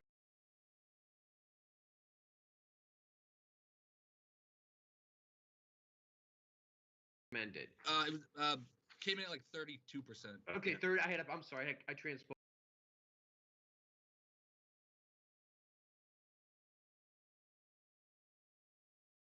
That 32%. So for the R1, the G1.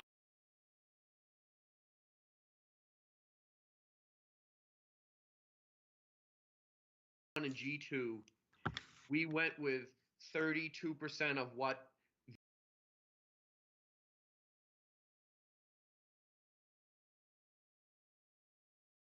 the consultant had recommended and what the cost of service study had recommended. For the large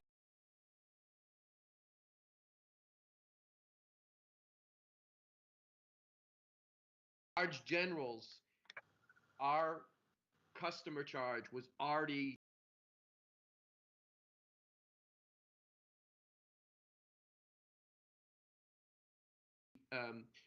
so that one also we went with 32%, and that's how we got to the number.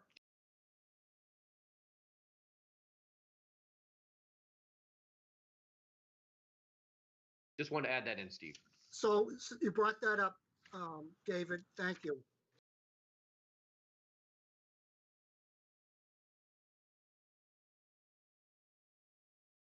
So your small general is going from $5 to $11.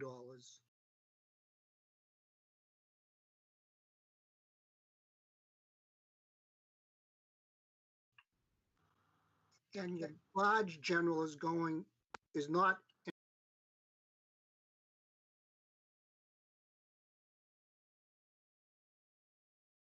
increasing. So what Correct. that means that my $196 a year bill on my small general is going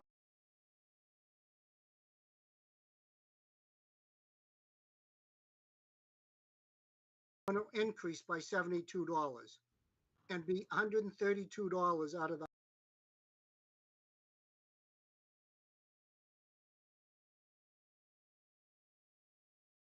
well, actually, it's going to increase. The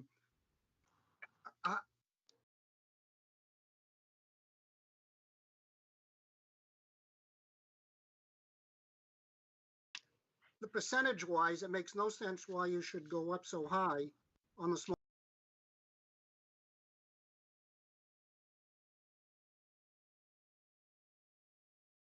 general. I mean, if I'm paying $200 and now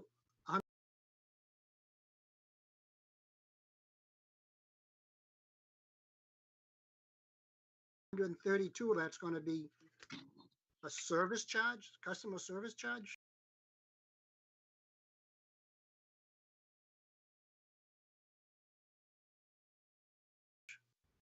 Makes no sense. You're thinking of the 32%.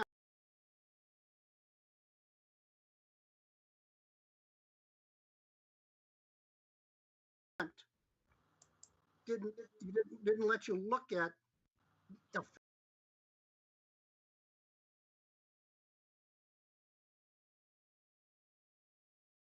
effect on those bills. And the large general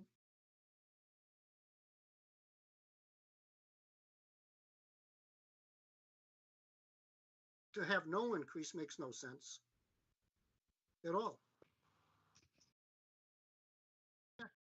Bills. And the large general. So I think you're not being fair to the small general owners.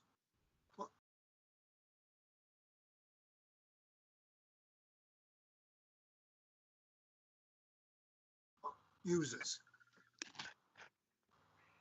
So the small general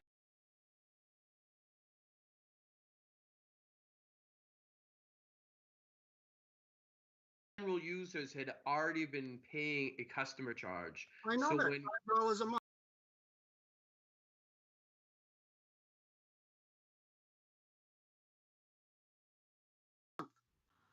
correct. And so, Right. and so when we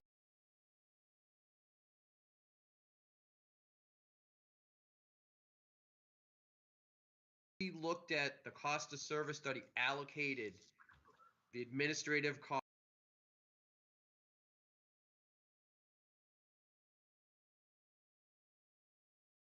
costs over all of those categories, and it recommended what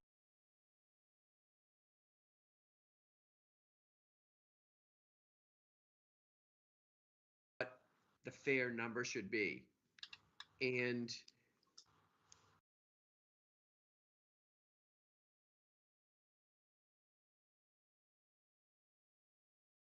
what we chose and what we recommended to the municipal light board was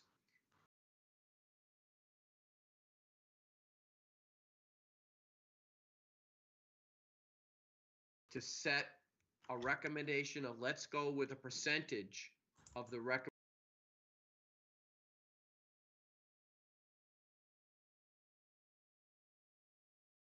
recommendation for each category. So essentially, small general had been paying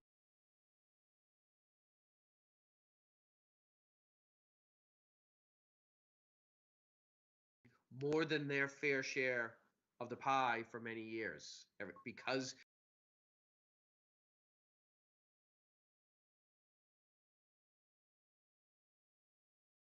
in order to be fair, we should have had a customer charge on the residential side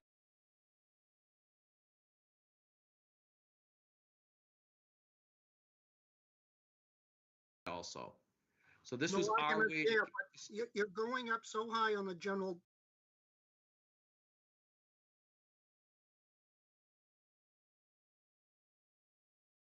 percentage-wise makes absolutely no sense. Just because you picked a 32% number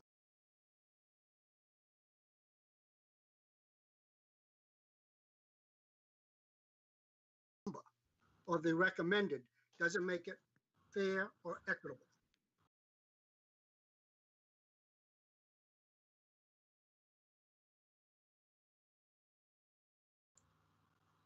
Can I try to explain what I think what Dave was saying stated slightly, and I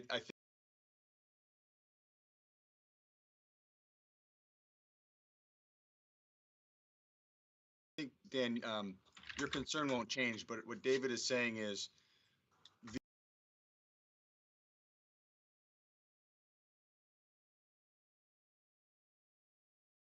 the base, the customer charges that we already had in place were not consistent across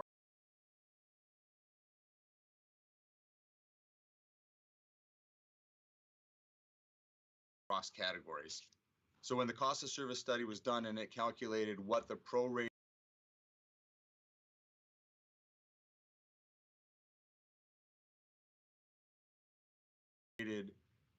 customer charge would be by category if implemented,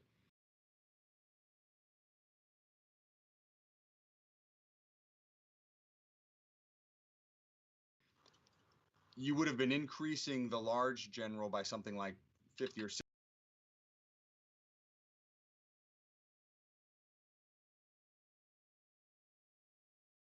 60% to mitigate and then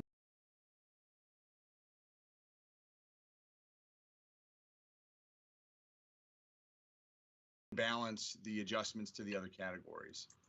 So when they applied the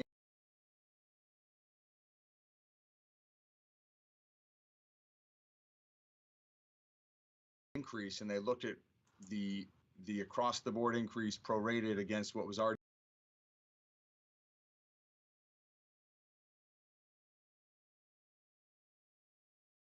being charged, that's where the large general was already at the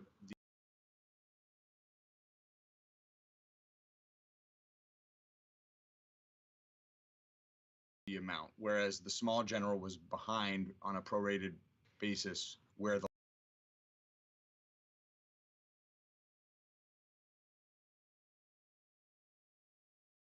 large general was, if that makes sense. It does have an impact.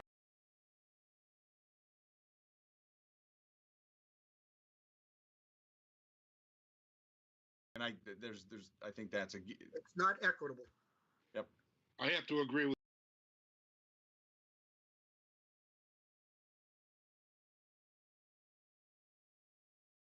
Dan. I think that it's very, very unequitable. These large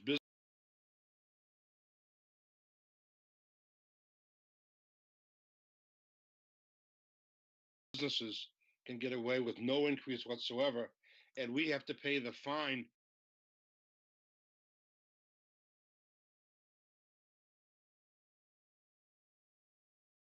of the efficiency of the town's electric department doing conservation.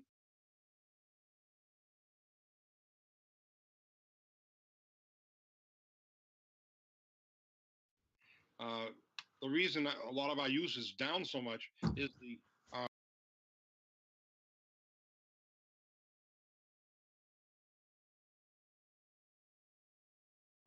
very aggressive conservation programs we've had with electricity, the increased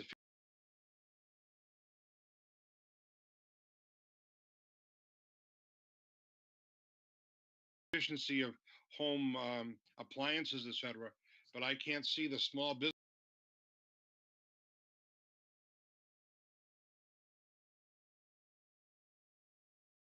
businesses bearing that kind of a brunt cost. I agree with Dan.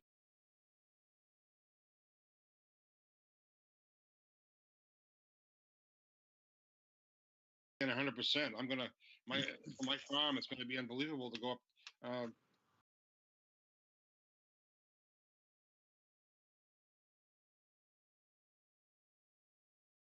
Over 50% just for the service cost, and there's not an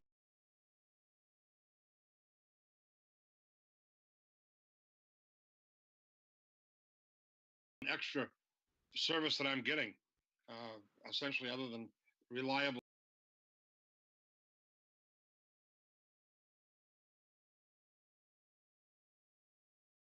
electricity, which has been excellent the last many years. But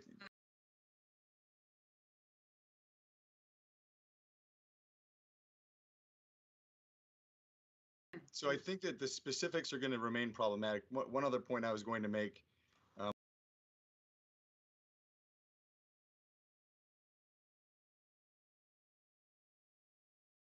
when Clinton was done, is that the kind of the theory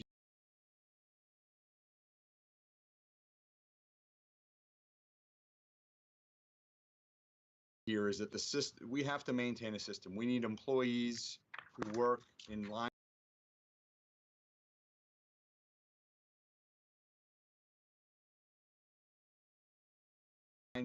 services and tech services and engineering to make sure that we have a safe, reliable system on demand.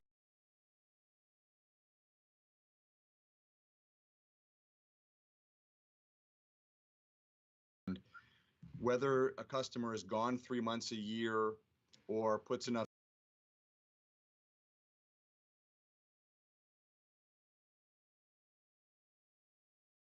solar on top of their house to be net zero for periods of time, you still have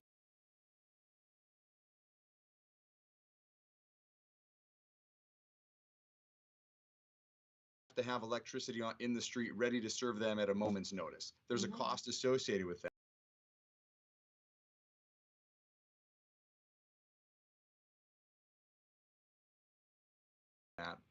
And as more and more of the rate is borne by power purchase,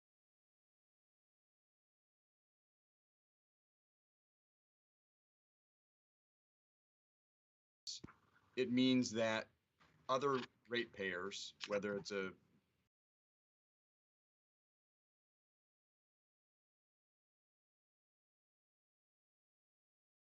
David's widower on Asher Purchase Street or the large commercial,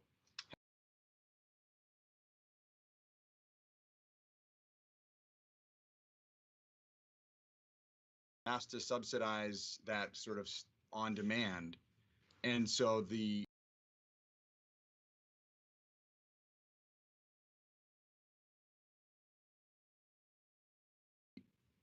speaking for the light board, the goal was to try to calibrate the implementation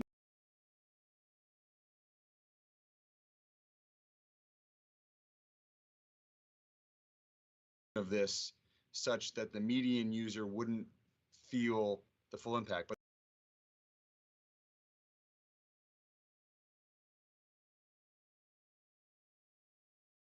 there absolutely will be folks who are adversely versus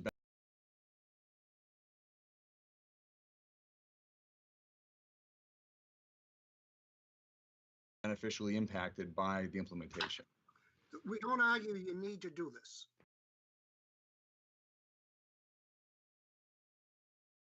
We understand that. It's very simple to grasp.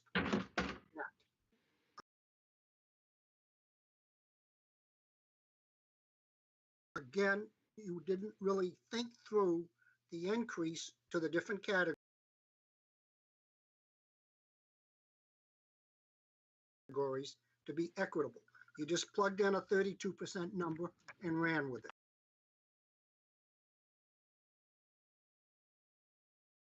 Nobody thought about the impact to the individual categories and how it's affected. So If you the need other so much piece that we money, did, is it a matter of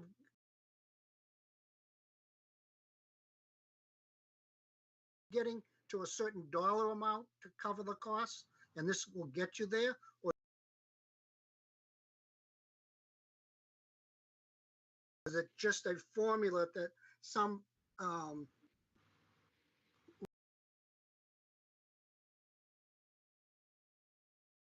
what was it, who gave you these numbers? A consultant?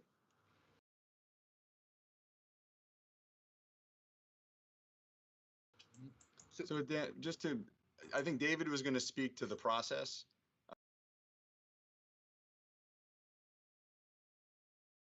That the light board went through, but just to be clear, the electric rate is a little bit like the mill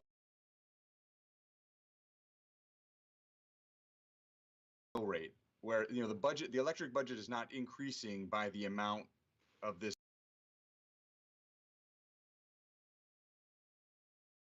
base charge. It's shifting. So the municipal light budget remains roughly $40 million. The way that the rate is allocated is that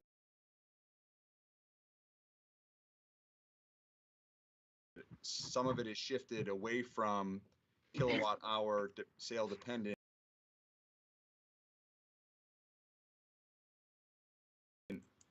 to a base rate. So the budget doesn't change. So there was no dollar amount necessarily they were aiming for. It was about shifting the billing process away from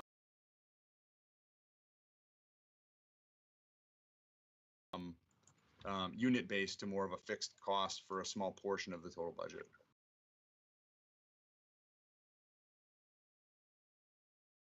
Did I get that right, David? I don't want to speak for you. yes, you hit that exactly right.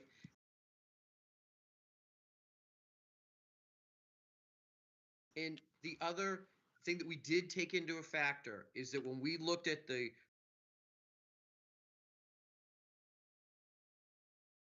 small general, the medium general, and how many kilowatt hours they use each month.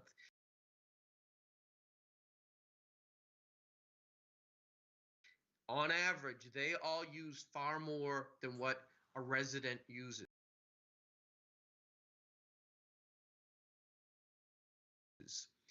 They're all going to see a much larger decrease in their bill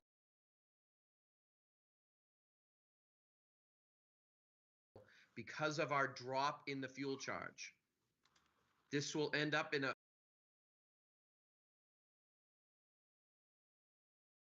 resulting net drop for them because the drop in the fuel, they're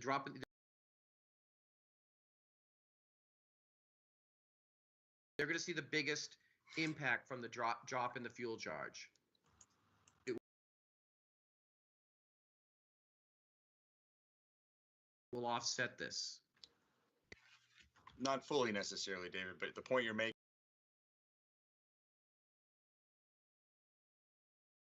is Correct. that with the base charge being implemented, all rates will drop.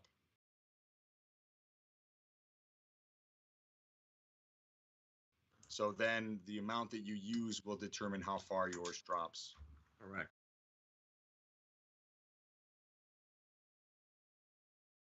Yeah.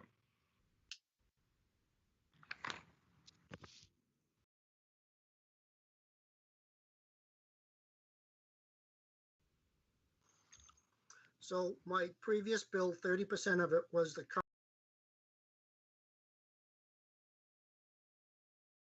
current customer charge, and that percentage of 30% is going to go up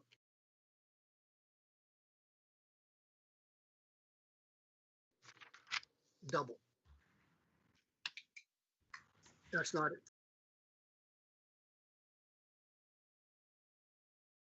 fair, equitable. Mm-mm. I Member agree. Bernard feels the same way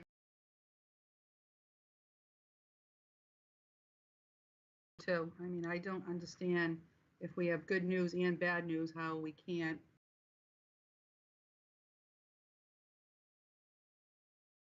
balance that a little bit better. I mean, we talk about the meters, aren't they electronically? The bills are online. We have energy incentives for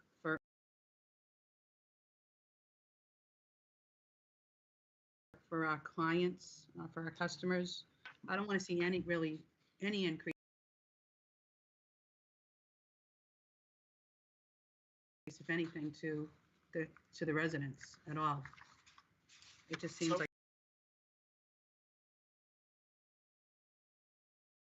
what Dan's saying, if we have to do something, but it has to be a little bit more even.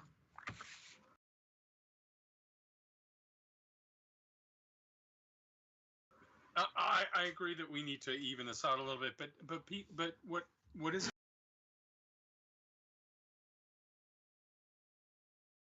being realized or I don't think is appreciated 10 years ago. Oh, actually, no. 16 or 17 years ago, when I was on the Municipal Light Board, this was a point of discussion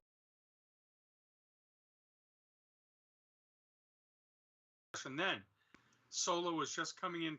It was in its infancy, but we had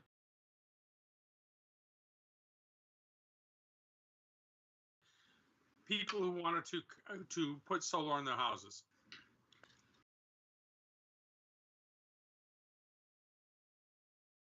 And even back then, we realized we don't charge for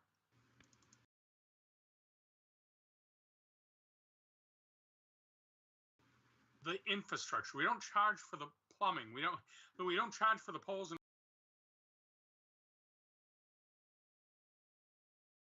wires. We charge for we buried that in the kilowatt hours, and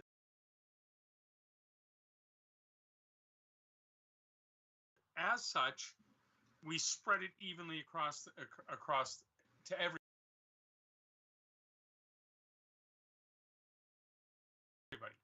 But you're right, Bill. It's a byproduct of being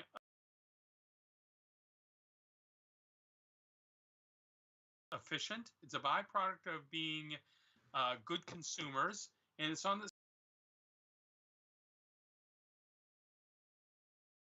same on the water and sewer side. We're going to see the same thing on water sewer side. You have to put pipes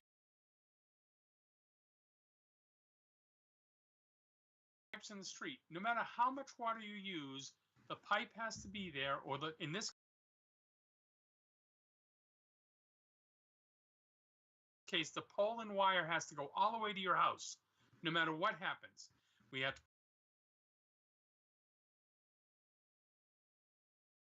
put in all the fifth feeder. And when I was there, the big project was the fifth feeder. We had to put all the redundant loops. We had to put all the feeders in there. We have to maintain a system as if everybody's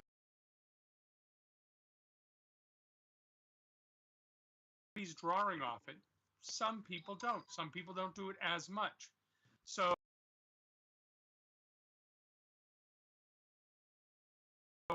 it's like what this is really the toll road. This is the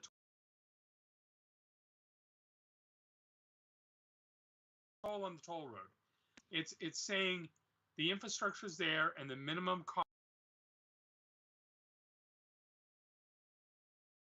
cost is this much to bring a wire from electric company to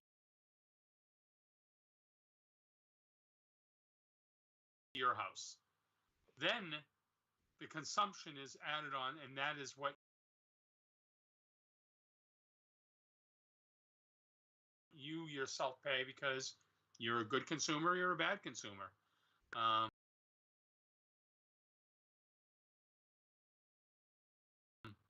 But there's got to be a way of separating out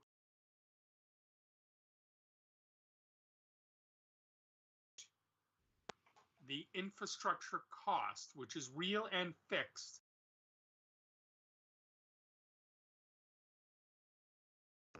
from the consumption cost, which is fluctuating based on the user.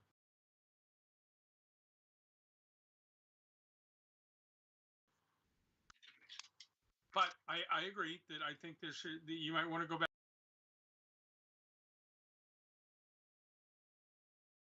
and rework. You're going to have a sticker shock anyhow. I know you didn't want to talk about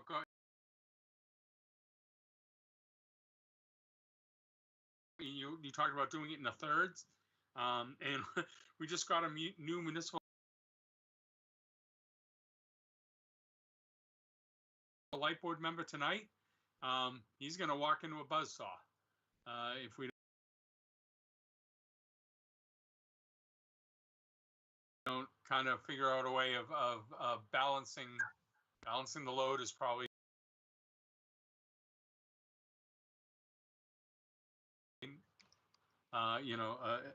the wrong way to say it, but balancing this cost.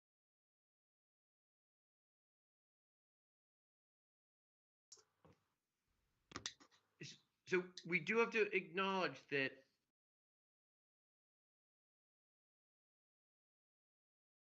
first on the residential.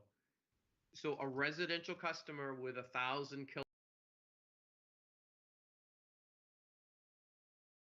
kilowatts of usage, they won't see any increase in their bill. What's the average, right? So David, what's the average residential? Average residential is right between 750 and 1,000, right in there. Okay, so that's average. So if So you that's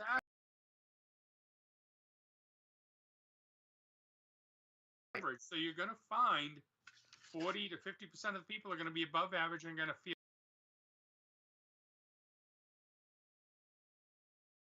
the cost of this. if you're it's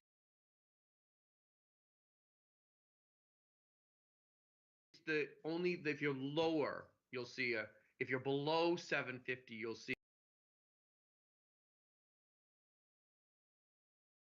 a slight increase. The higher ones, they'll see more and more of a decrease the higher you go.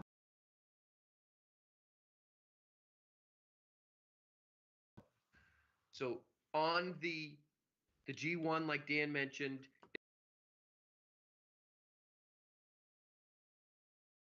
it'll be a $6 a month increase in the customer charge, but there's a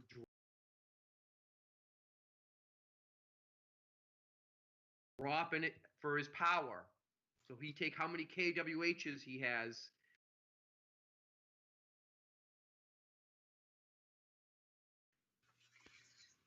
And it's a drop from 566 to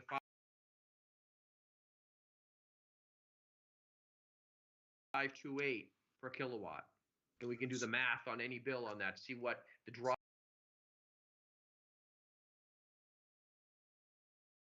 So my average usage is 75 a month.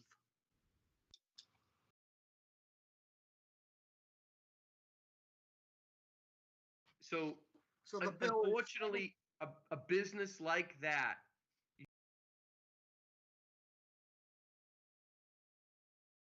you only use 75 kilowatts a month, Dan? I follow it. So on that,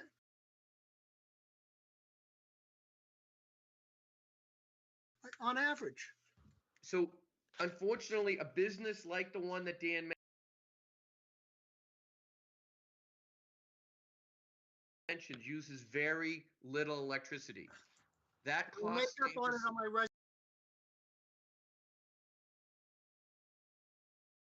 residential. That's 1,200 to 1,500.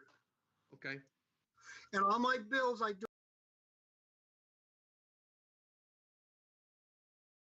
electronically. I pay online.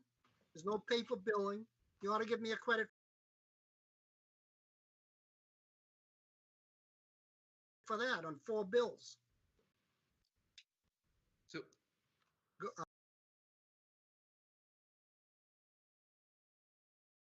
I'm I'm sorry. Go Yeah, ahead. no. You brought up a good point. Obviously, we're making great strides over the last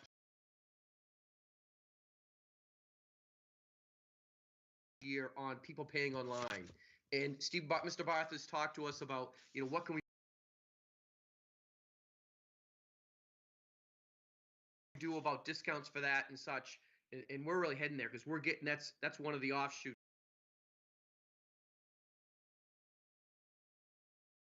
that so many more of our customers are paying online, and it's fantastic. And that's saving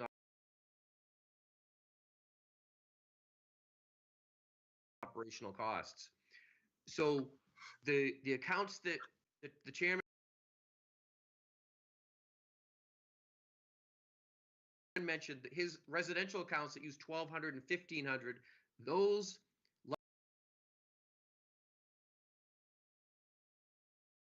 likely will see a net decrease in the bill. That G1 account that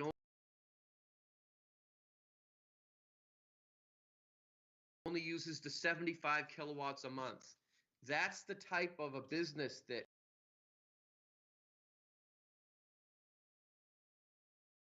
costs us a lot because we need to have the same meter infrastructure, the same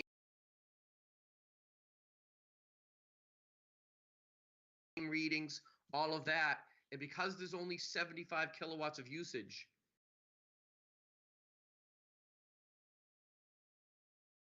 we're upside down on, we're actually still probably losing money on that. I'll close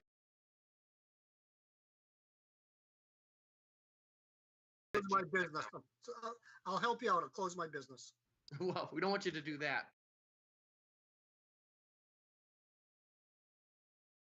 But No, I think what you're doing is you're screwing the small businesses in town with this kind of a rate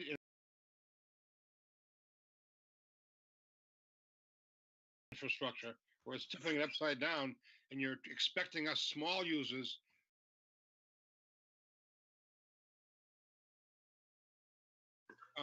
to subsidize someone like Ann and Hope. I'm sorry.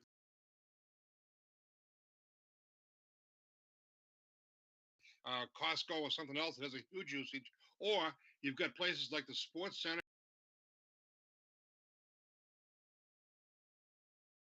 or the Prep or the Yacht Club who put on beautiful big solar arrays, and they're avoiding their costs in that respect.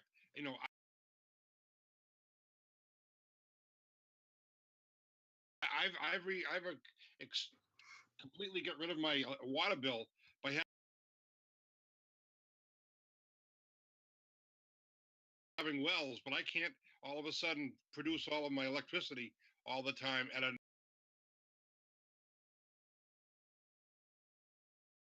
reasonable rate. I realize. So we are the victims. You are screwing the small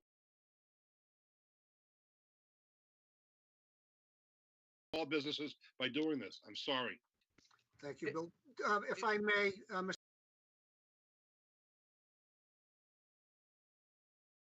Town Manager, when we briefly discussed this a week or so ago,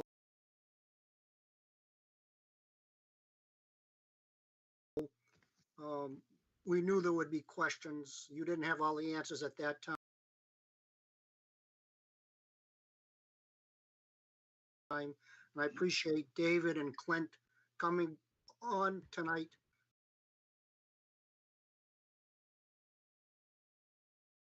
to explain it to us. We all understand the need for the charge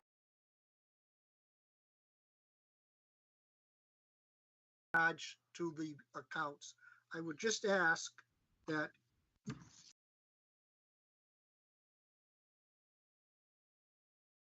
David and Clint, you go back and look at these percentage increases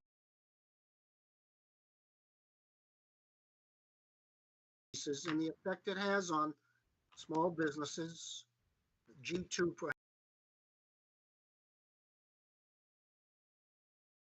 perhaps, and just come back and say, you're 100% right,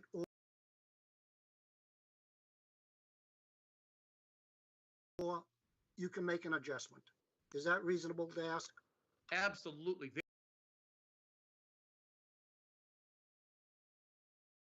Very reasonable. We'd like Thank to you. look at Can that. I ask a question, Member Bernard? And can we also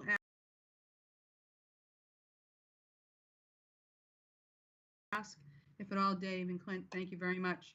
You know, what else can be done to save on those operational costs? You know, like, you know, I don't know. Like we said about the online, you know, like Bill was saying and everything, what can we do if we could have some answers, maybe, you know, some formulas or tables to say where we've been,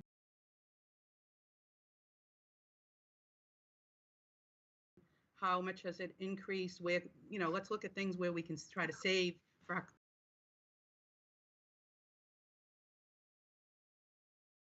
for the residents. That would make me happy. Thank you. Maureen, they did save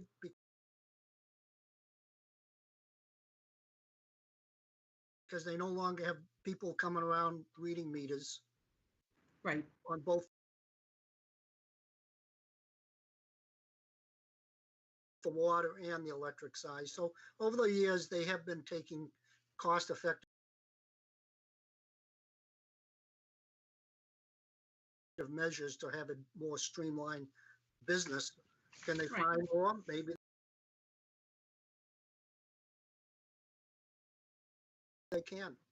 Right, but you know, like we talked about the online, David said, which I participate in, the energy, like Bill said, with the appliances.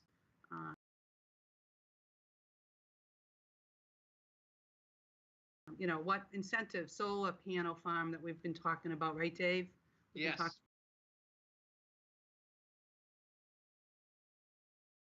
about something like that, you know, I think that's really important for us to, you know, to move in the future. You know, so anything we can do to save money, like, you know, we don't want to increase for the residents and the businesses. You know, we want to keep our, naturally,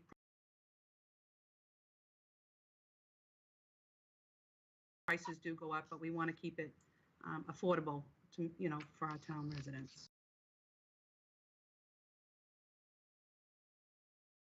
and businesses. Thank you. Thank Mr. you, Chairman, Maureen. may I- Yes, couple of points.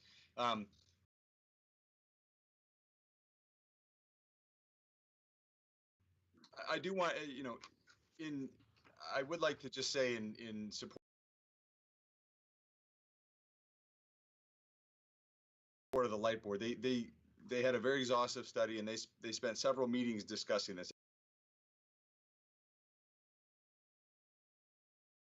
And I don't want anybody who may be watching to think that this was a sort of a quick decision that they came to. They went through the numbers with the consultant. They looked at the average. I think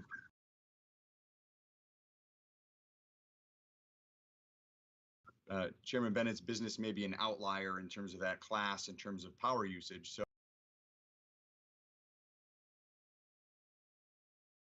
they were looking at the impact and how to blend that in. And I think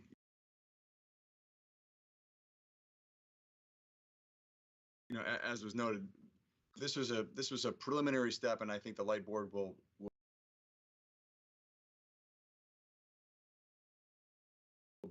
welcome the opportunity to sort of revisit this and think more at the request of this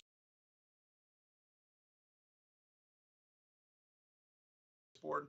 To one of the points.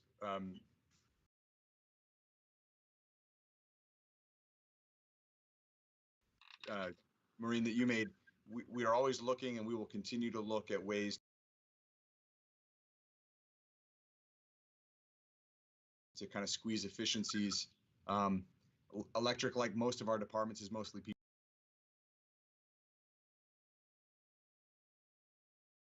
So we have people in vehicles doing the work.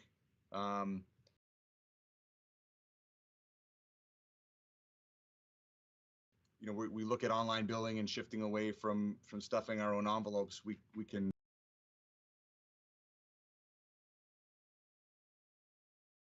save some dollars doing that, but then you have to outsource that and you have to look at the contract costs and the contract escalation. So it's Peter and David and Clint and their team do a great job of sort of looking at those things, and we will continue to do that and try to figure out ways to make sure that ratepayers continue to get a good deal. As noted on the last page of the memo from Clint,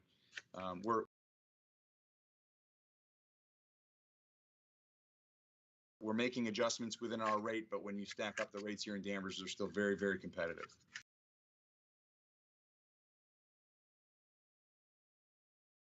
So, thank you. Can I ask a question about that graph on that last page?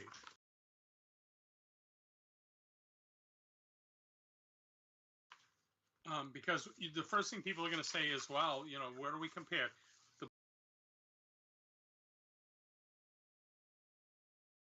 bottom graph on the last page, does that include this fee?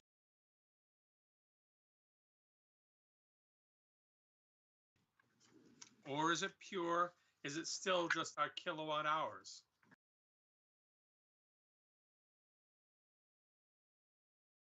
Our rate per kilowatt hours. This does include the customer charge. Okay, and the other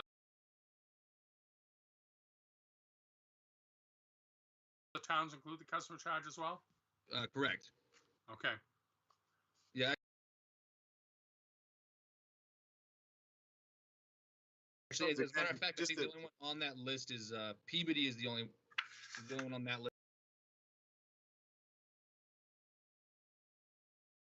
that does not have a customer charge. Do they not have a customer charge, or it's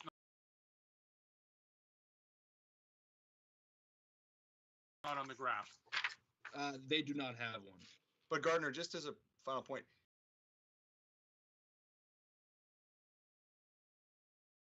the existence or non-existence of a customer charge wouldn't change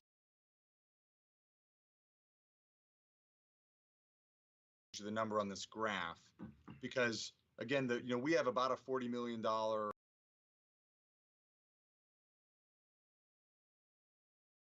electric light department. So we need to collect $40 million to cover our cost.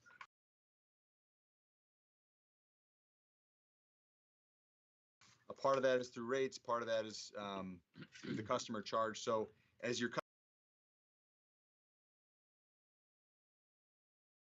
customer charge increases, the amount you charge for your rates decreases, your average cost won't change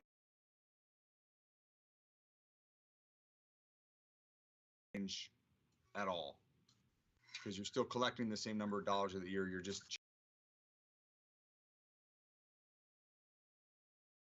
changing the formula for how it's collected. I'm not sure about, I guess I'm not sure about the model of offsetting the kilowatt hours with the consumer rate. I would rather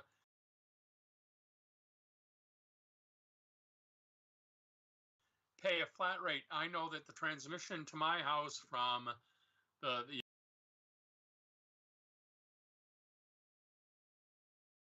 from the is so many miles, and it should be X amount per mile.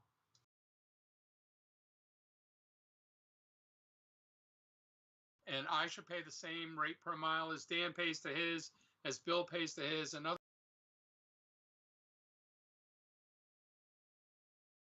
pay to there, and make that my consumer rate, and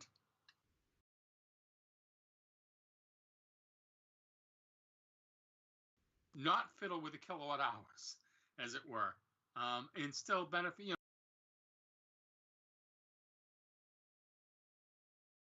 people who are good consumers should benefit from that. What you're saying now is a small business who's a good consumer doesn't gets whacked, while a big box or a big consumer reaps the benefit of that. It seems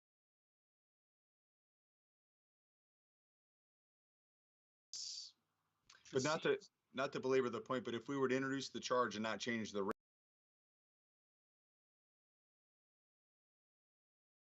we would be over collecting. So when you charge a customer, No.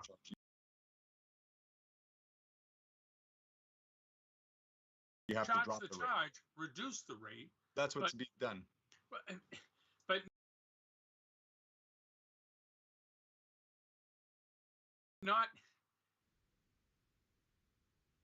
but not in the manner that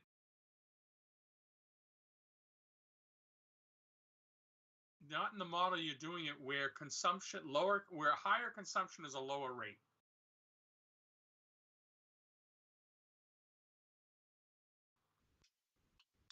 It just doesn't seem, I just don't see that.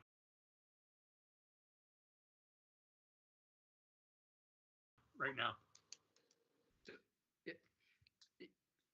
Gardner's right, and that's one reason why we haven't done this for many years. It's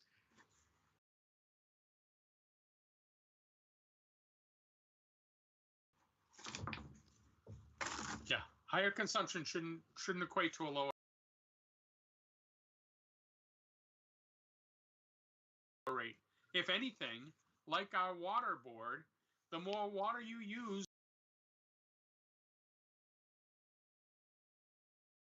the higher the rate is. It's a tiered structure. If you use a lot of water, you pay more.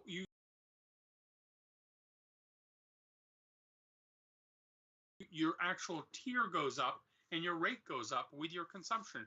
We are trying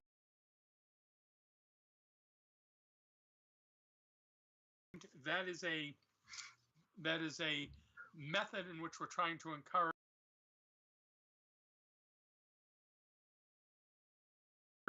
reduction in water use. Now there's no stick and carrot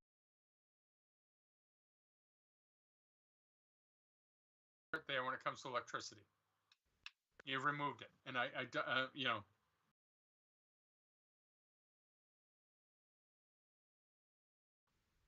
don't see it at this point.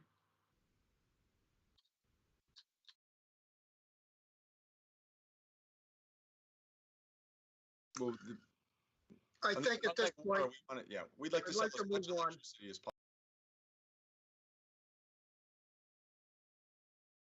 possible to the most efficient customers we can find. David, you gonna update us on the meter replacement program? Yes, Mr. Chairman. Just quickly, in case anyone isn't familiar, after we redid our meter system, it was a very good meter system we put in. We did identify there was a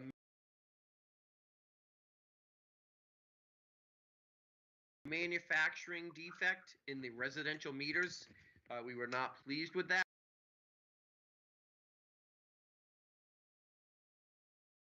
Is that we only found it as they slowly, about 10 to 12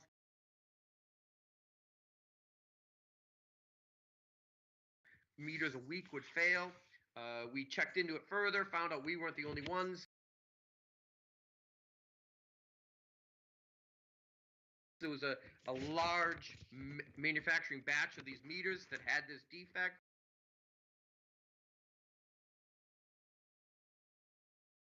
And it would cause a failure. You didn't know when it would happen, but it was shortening the life of these meters. Some went down in the first year. We negotiated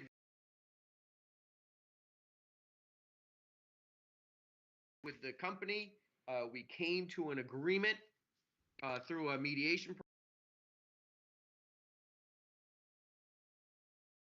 process with the company. which in that included replacement meters for all of our residential customers. That is all the ones that we hadn't replaced it yet. A year ago, the meters, we ordered the meters, they came in, we got the staff geared up, we were ready to start replacing meters, and the COVID crisis hit.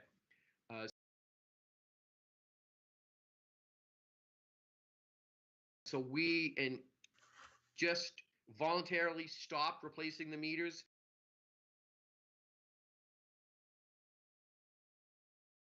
due to the impact it was going to have on our customers. The way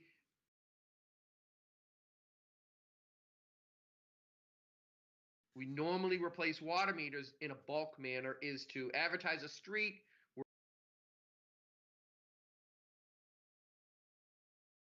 We're going to do Princeton Street or some street on this day.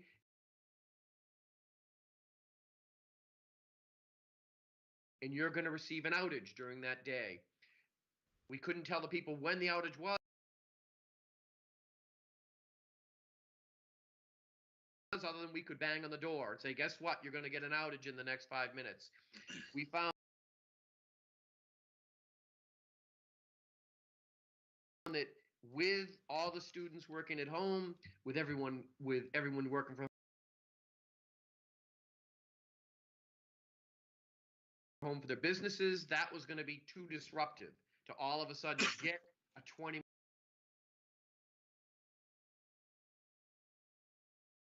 to half an hour outage during the day. And it would be very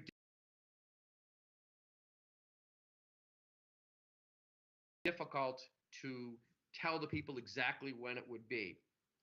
So a year ago, we put the program on hold. We still have the meters in safe storage.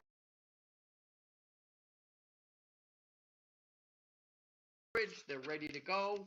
And so now we're in a holding pattern,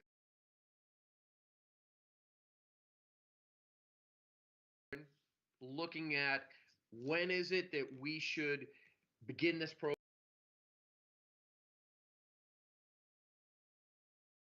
again. It has been asked of us, could we do the program and schedule a meter?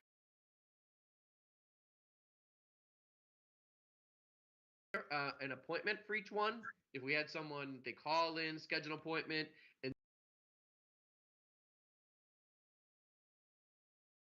then we go to your house and do your meter at a specific time.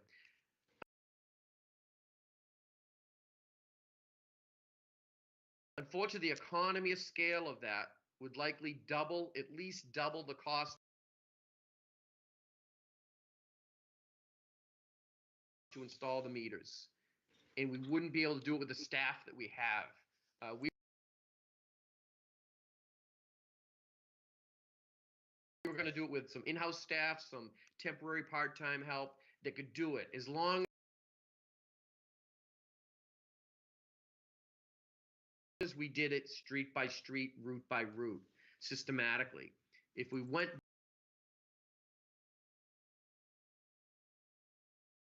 by appointments, now it's unfortunately the person hours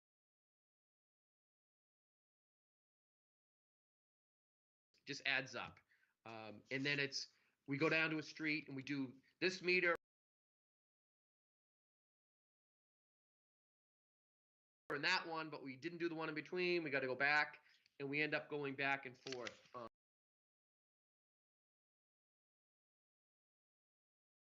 on that. So our recommendation is still to monitor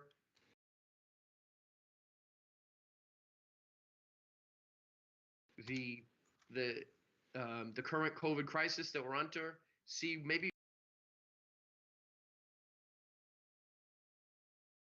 if the kids got back into school, we'd probably start it right up and do that. We would recommend it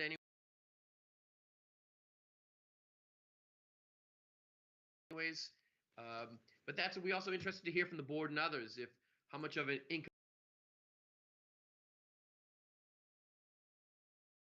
inconvenience the board feels as far as, doing an outage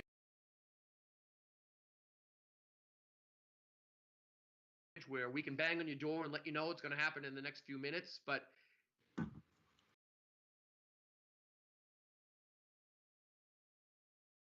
to do it more of an appointment than that would be it would cost far more than what the program we had planned. Clint, When you- anything you want to add to that?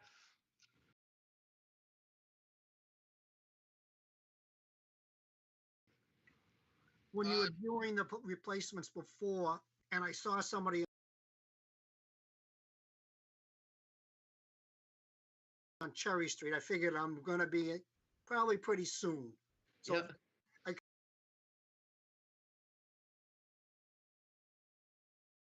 I could figure that much out, but then you stopped Right. at the Page Street.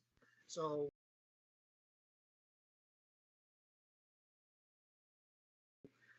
you're Yeah, right. You can't go knocking on doors and telling everybody they got to shut down because people are working from home. My wife works from home.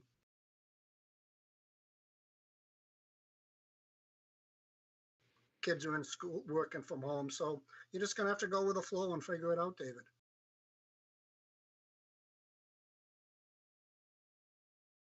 Okay. So, yeah, I was gonna say, is there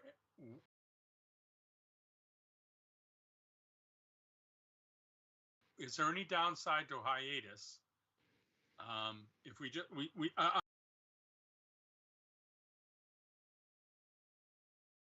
I'm agreeing with the chairman that kids are in school, parents, I'm full-time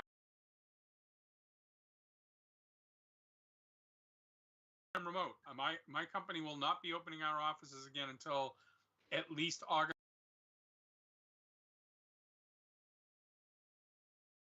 or September.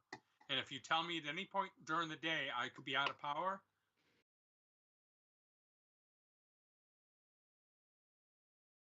I would be in a lot of trouble. I'd have a lot of issues.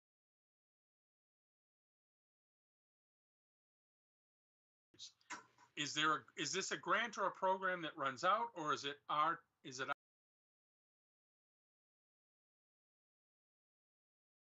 schedule that we wanted to keep to if we could? It's our schedule.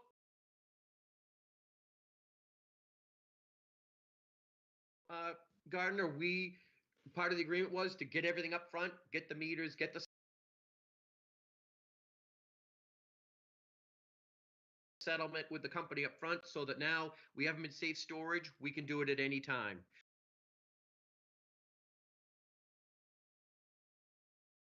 The only thing we're doing right now is doing the 10 to 12 that fail each week. We're doing those. So we're only inconveniencing those people. The other good news is the meters, they still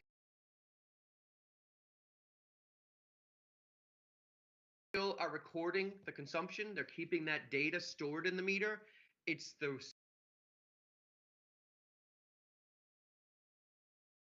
sending that back to us. It's that piece that's missing. It So pops can up we as also a make- meter.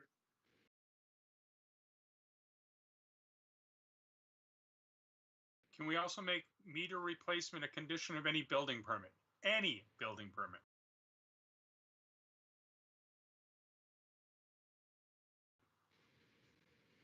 Yes, we could probably try to that. Let me talk to the building officer.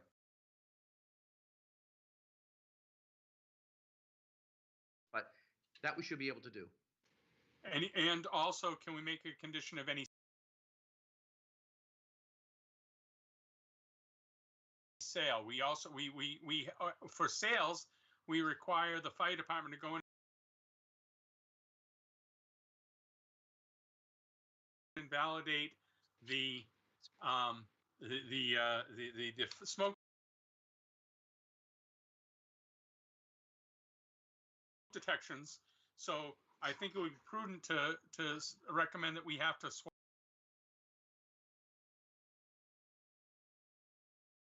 out your meter so that you, the new homeowner, start with a fresh, clean slate.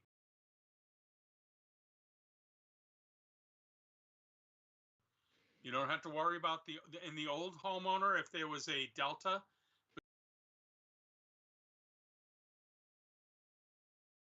between the what was captured and sent and what was actually consumed.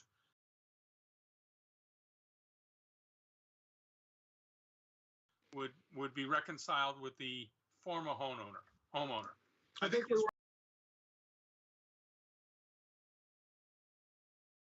want to think through that a little, Gardner, because who do you inconvenience? Somebody packing up to move out or somebody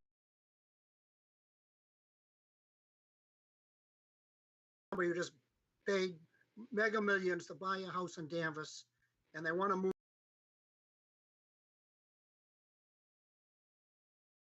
in and they can't move in because they gotta get somebody to come out and change the You meters. gotta have to Think fight. about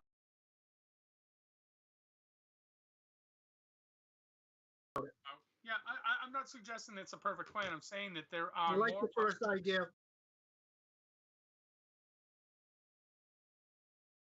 Permits, change them. Dave, I have a question. Member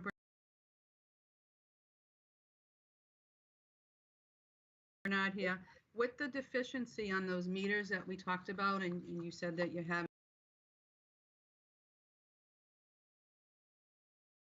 you know, you're talking with them about some settlement. Are they going to reimburse us for any time and labor that we have to go back out and replace that? Why should it cost, you know, us, the town of Danvers,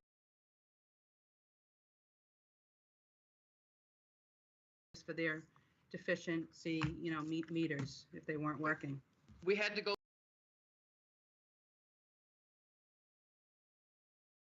through a whole mediation, essentially a lawsuit, and we recovered some of the costs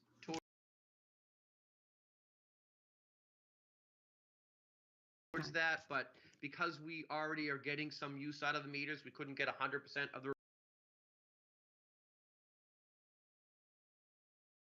replacement cost.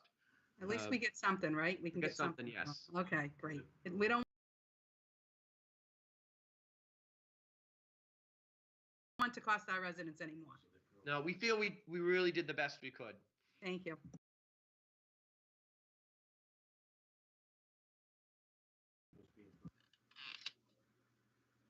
Okay, anything else?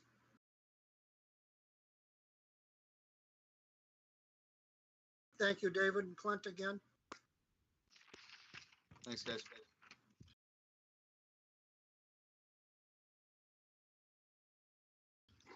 The board will hear a report from engineering and land use staff regarding town-owned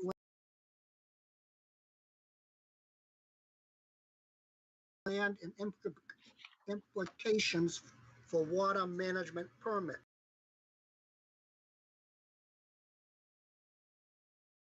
Mr. Town Manager? Thank you, Mr. Chairman. Up next, we have Aaron Henry and Stephen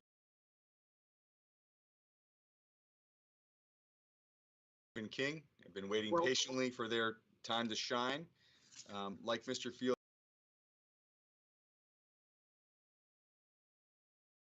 before him, Aaron will be sharing his screen momentarily.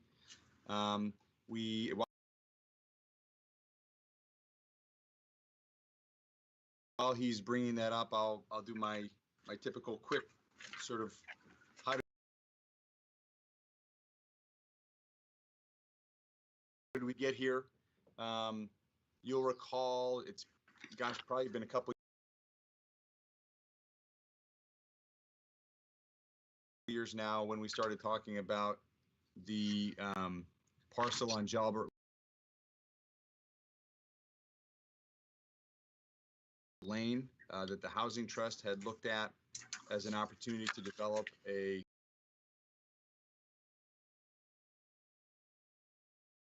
affordable housing property. A question was asked then, what else is out there?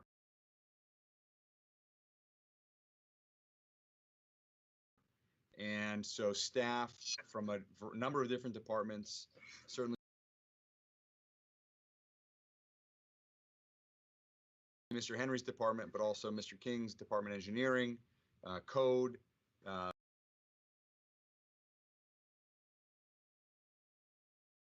the assessor's department, got together and put together a pretty exhaustive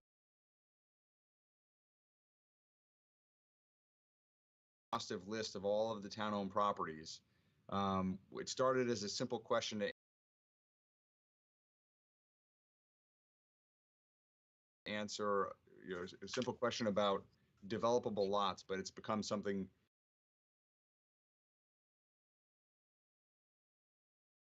I think much more useful, and something that Aaron and Stephen and their staffs will be able to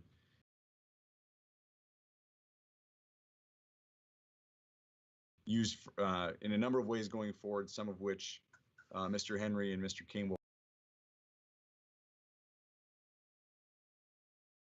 walk us through tonight. We will answer the question as part of the presentation, but there's a lot more here that will help us shape some policy decisions in moving forward.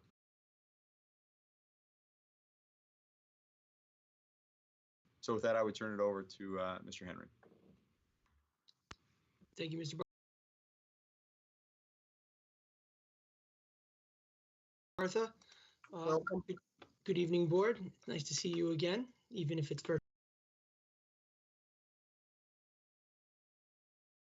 virtual. As Steve laid out,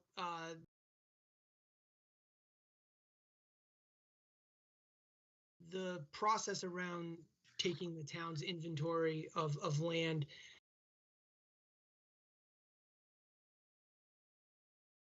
was kind of born out of the Housing Trust work around 3 Jalbert Lane, which ultimately proved unfruitful due to the lot being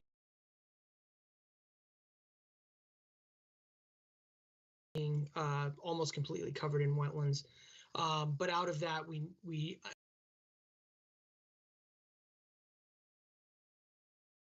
identified the need to come out and have a better understanding of what's in our portfolio.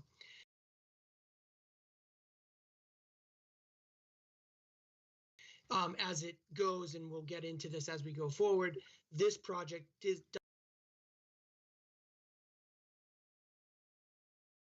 does tie into 2 other things we're working on, some future zoning and land use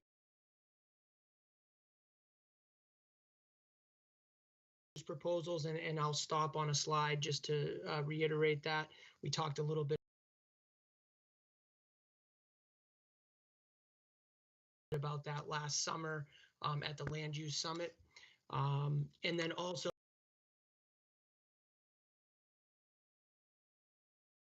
it had some implications for Mr. King's work with DEP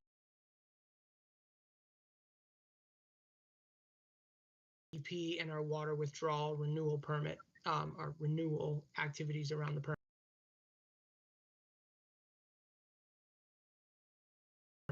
And the second half of the presentation will get more into that.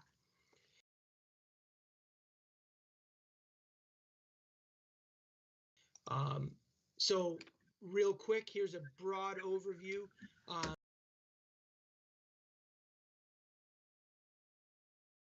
We have about 150 parcels of land in town.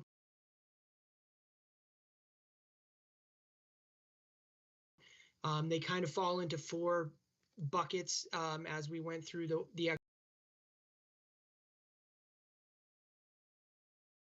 exercise. They seem to kind of sort themselves into these 4 buckets. Improved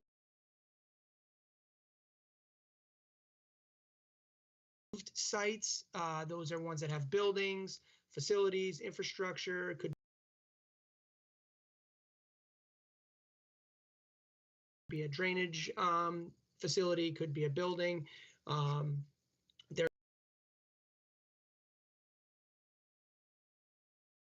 There's There's also obviously a lot of those fell into open space that could be passive or recreation. And we'll touch on that a little bit later when we get to the water part.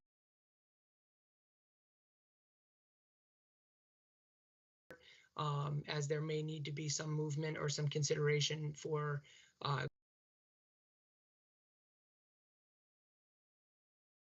credits with DEP. There was also a number of small parcels and remnants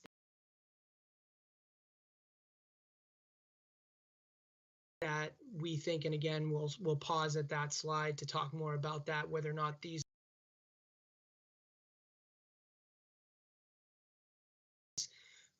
parcels may have some interest to abutters that the town may consider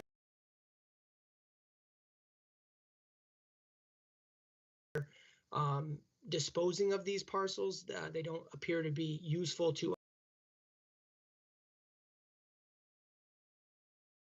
us for any potential other project. And so it may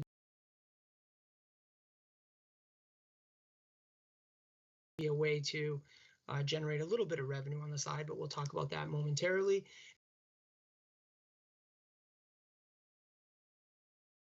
And then finally, kind of to end with where we started, which was, are there any potential buildable lots out there that we may be able to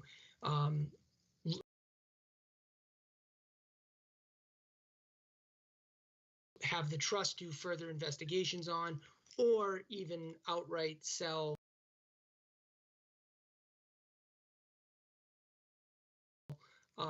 to the private market. So this is again the map showing all 150 parcels. Here's just a quick subset of that. This is the improved site. So this is schools, this is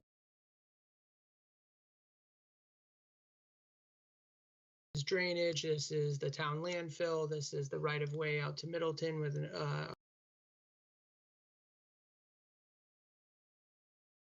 electrical service. This also includes some of the parcels like 12 Sylvan Street that have private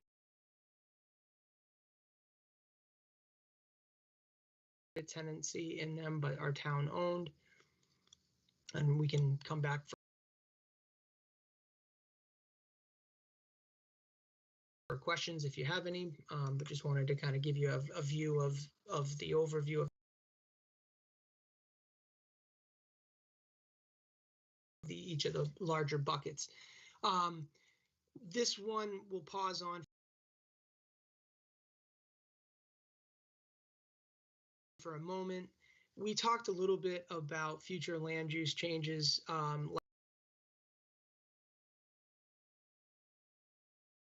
last summer at the Land Use Summit, particularly around the current zoning maps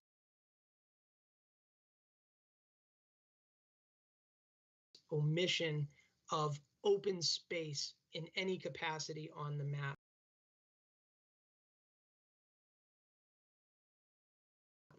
And when you look at the zoning map as a community's future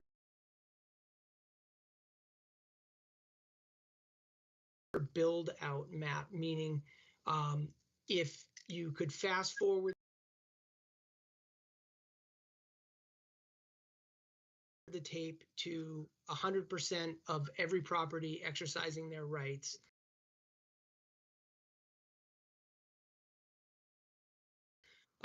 the current zoning map of the town, not 1 square foot of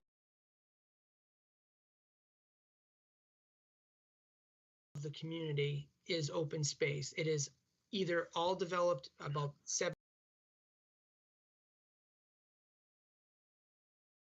70-something% of the town would be developed as single family homes. The remaining would be commercial, multifamily, or some combination thereof. And I think, again, we have, as this slide shows, a lot of parcels around town that are open space, that are either active or passive recreation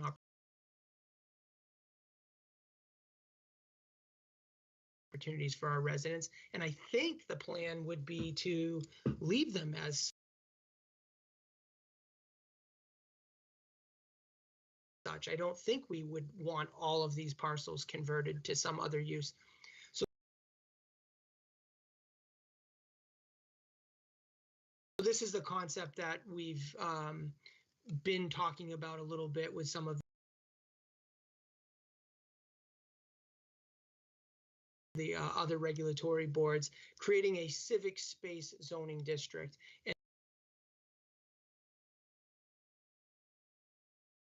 And the open space parcels highlighted here would really form the backbone of that concept.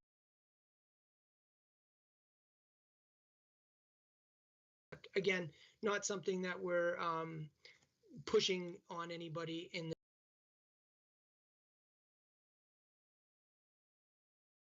the near term. We do want to start the conversation again and keep that conversation active, but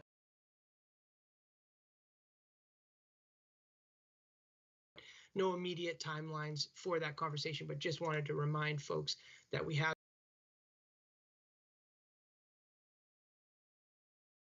talked about that. And I do think that that's something that staff recommends we talk more about with the policy boards as we go forward. In particular here, I'd also point out, and Mr. King will get into this on his part of the slideshow tonight.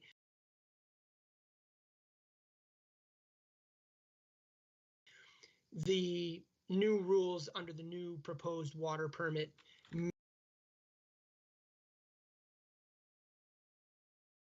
may need the town to consider formally designating some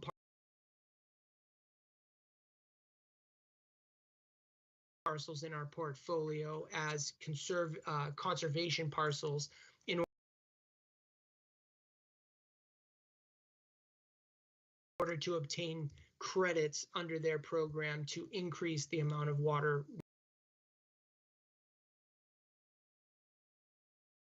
that we would be allowed to withdraw.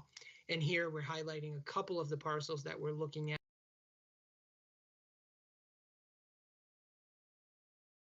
for potential consideration. And again, Mr. King's part of the presentation will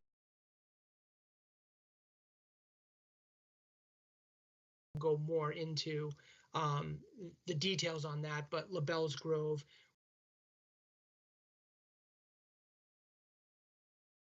Westover Farm, which is right nearby. It's in the Ipswich River Basin. It's just north of LaBelle's Grove.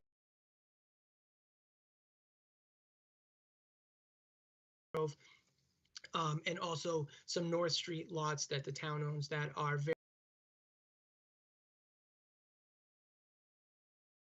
very wet. Those are the ones behind, I think it's the Citgo gas station on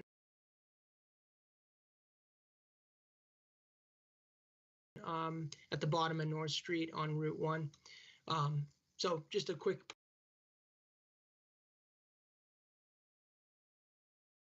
pause here on this slide, and then finally the final two slides. This identifies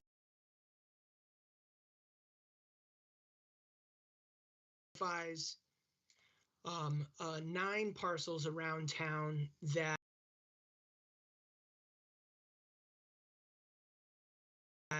are not buildable, do not appear to be have any development potential,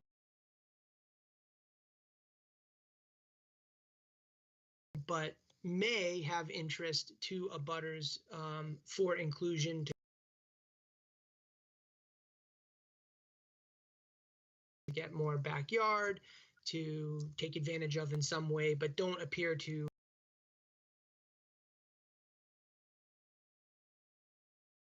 create any sort of like, if I buy this, I can now subdivide my parcel.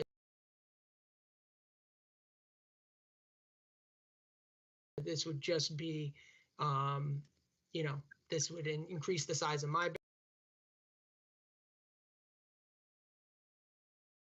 backyard, or this would allow me an opportunity to maybe do a modest expansion of something that I'm currently a little too close to my lot line. So here's a list here. So there is a question in here that I think Mr. Barth and I were looking for a little bit of feedback, and obviously we can double back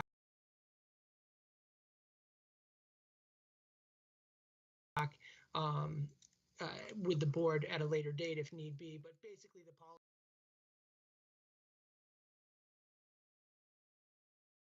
question we have for you here is, should we start looking into a process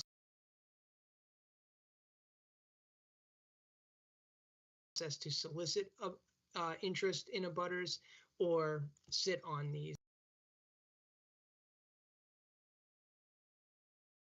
And again, what I've talked to Mr. Barth about was, before getting too excited,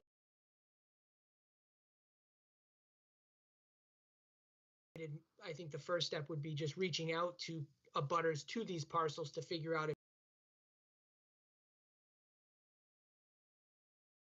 there's any interest in them at all. Obviously, we don't want to engage in a process that's going to cost us time and money if no one around these parcels has any interest in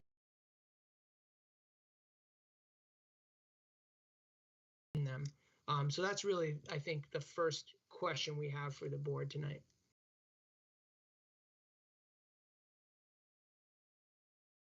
And if I could jump in there for a second, Aaron, I think absolutely one of the things we learned,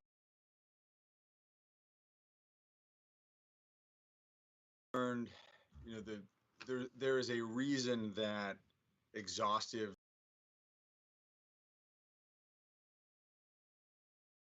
research hasn't been done on each and every one of these. Each parcel tells its own story. We were reminded of that when we discussed Jalbert. It turned out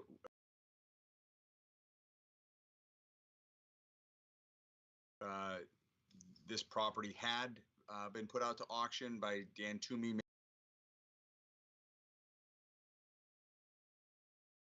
many years ago. Nobody submitted a bid, and that flipped it into a different column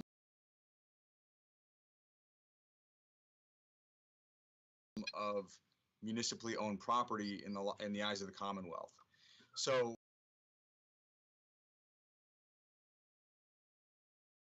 what Aaron has said generally here is these are what we would call remnants or fragments that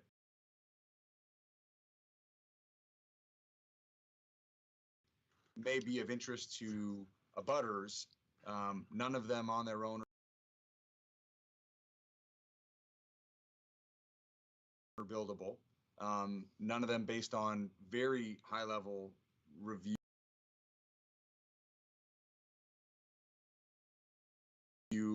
would change the zoning implications for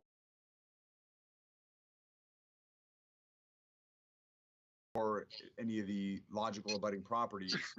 But if there was interest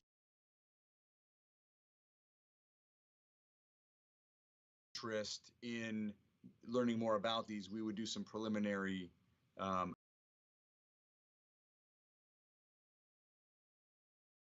analysis, but we wouldn't start down that rabbit hole if there wasn't interest in ultimately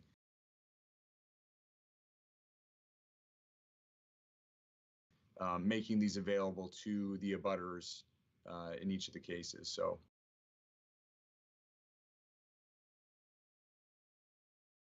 I just wanted to add that. I do see a hand. I know you have a question.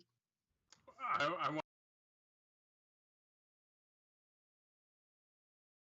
wanted to discuss discuss this when the town manager was done with his comments. Yep. I'm all set. Thank you. So I'll turn off my hand.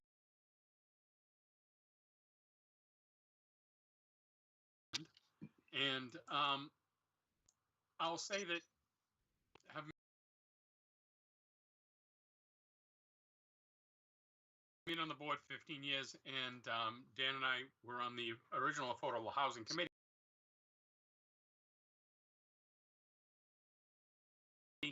And I've been the chairman of the Affordable Housing Trust since it started. We usually the ones who get the brunt of a lot of heat. And it's understandable, and we know that.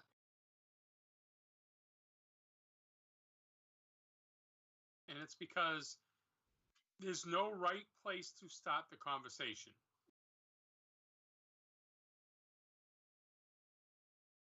If we start it with the residents, and so that we can prepare a package to bring to the selectmen are upset that they weren't the first